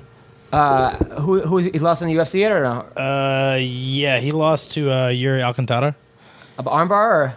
I don't remember. I think he was winning that fight, right? He beat Maximo Blanco, who's a monster. Well, I think I was at that fight. Past his lightweight or prime. Past his 45? prime. I think they're 45. I was at the Luke Sanders fight. He was beating the shit out of him. I got offered It a was- fight against that guy in Japan a while back. Who? Maximo? Yeah. But Maximo was scary in Japan. I'm not fighting He him. was scary in juiced up. Japan, He's man. cheater, He was yeah. juiced out and just a monster. And I heard out there they don't like the promotion. I heard they were stiffing a lot of guys. So I'm going to go out there, get beat up by some guy who's Was that? that was mine. That probably either Ryzen or Dream or I think it was Dream. Probably What was the Dream. one before Risen? It was Dream. Dream, I think yeah. it was Dream. All right, finally, Alexis Davis fighting Liz Carmouche.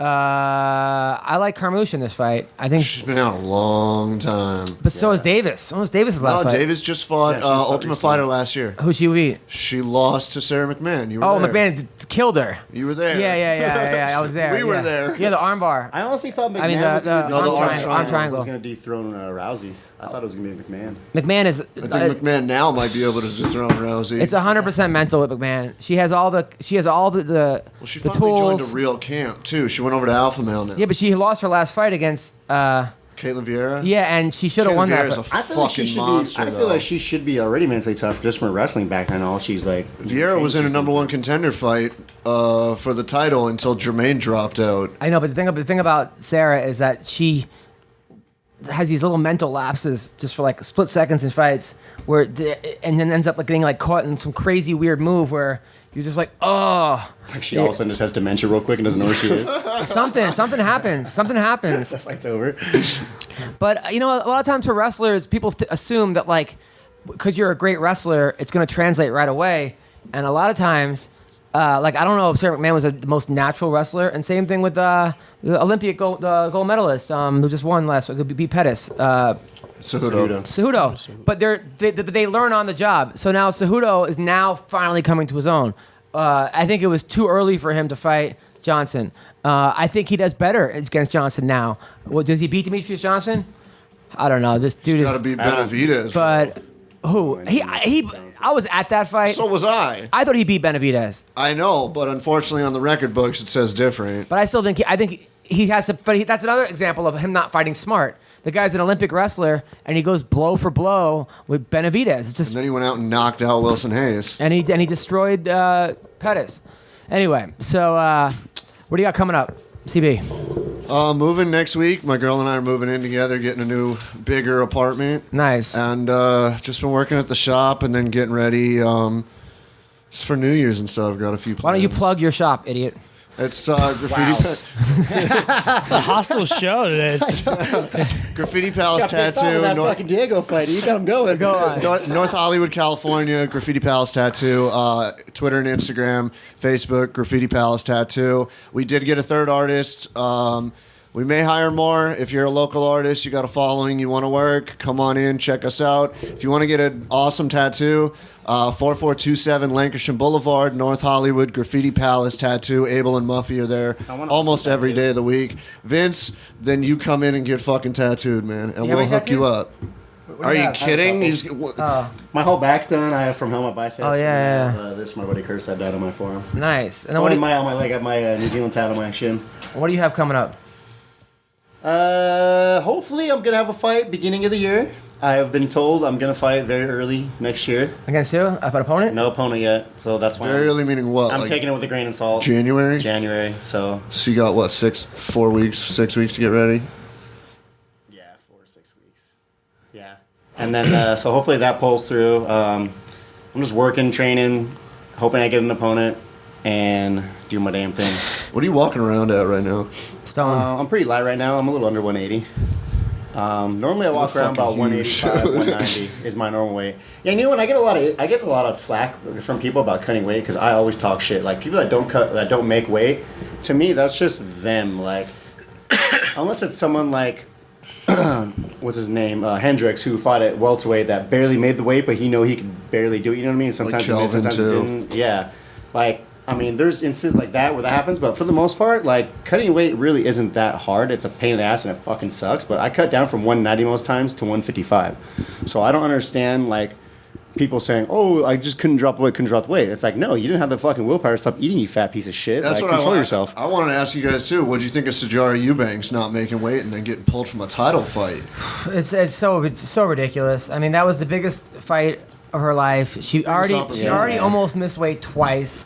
She then had like a month to make it because it wasn't like The Ultimate Fighter. You get out a month or two before they're done filming. I think it might even be more than that. It's hard on the Ultimate Fighter, too, because when you're on the Ultimate Fighter, they fight every 3 days. So it's like a fight, and the next day they announce a fight, and then... Oh, no, 4 days. So, yeah, so they fight, they announce a fight, weigh-ins, and then fight again. It's like bam, bam, bam. Yeah. And honestly, if I would have went on the Ultimate Fighter on that protocol, I would have did 170, 185. There's no way I would be able to cut that weight. Well, even Alvarez and Gaethje both said, we're not surprised she missed weight and she's out of the fight. And I'm like, 3 or 4 of her pro fights were at 135. Why all of a sudden is 125 a good idea when you know you can't make the weight? Well, she was 2-2 and got the opportunity. Opportunities, But she was 2-2, but three of those 4 were at 135. I know, but she's killing herself. I just think she didn't plan it out, right? Obviously. Yeah. Sucks. Andrew, what do you got coming up? This weekend I'm doing. Yeah, right. I'm doing the Glory fights this weekend. I'll be doing the pre-fight show, and then we have a couple underfight cards. Then From here? Yeah. Yep, and then tonight I'm going to Fighter and the Kid live. Checking that out with Eve Edwards. And I think that's pretty cool. I've never seen any footage of it online or anything, so I'm kind of curious what a live podcast in front of a crowd is going to be like. All right, so I will be at the Hollywood Laugh Factory. We'll make sure we get this up by January 1st. We'll get this up by January. So I will be up the Hollywood Laugh Factory this Friday night, 9:45, as well as the Long Beach Laugh Factory this Thursday night at 7:30, and I'm going to be in Fresno, California, tomorrow night at Fresno at 8:00 at the Standard in Fresno, and then Las Vegas, the Stratosphere in Las Vegas, December 25th to the 31st. Hit me up if you're going to the UFC. That 219. It's a good card, actually. I want to get on that. That's the December 30th one, right? Yeah. I was trying to get on that. Khabib. They're still looking for fights. Are they? They still have, I think, one or two to fill. I've been trying to get on the card since my last one. I'm pissed that Gokhan Saki got injured, though. That made me sad. But Khabib's on the card. Yeah, Khabib against Edson Barbosa in the co-main event. Wow, it's going to be good. Hopefully he makes weight. He's slated, but we'll see if he actually makes weight. You may want to be at 155, homie. Yeah, I know. I am actually. I could probably cut that weight easily and take that fight. I would like to fight Barboza. That'd be a fun fight, I think. I'm in. I'll definitely watch it. So, thank you guys for watching the MMA Roasted Podcast. Thank you to all the guests that showed up. Gerald Harris, as well as Tatiana Suarez. Thank you, Andrew. Thank you, Pluto TV. Thank you, Diego Sanchez. And thanks to you, Diego Sanchez. Take care. Bye-bye.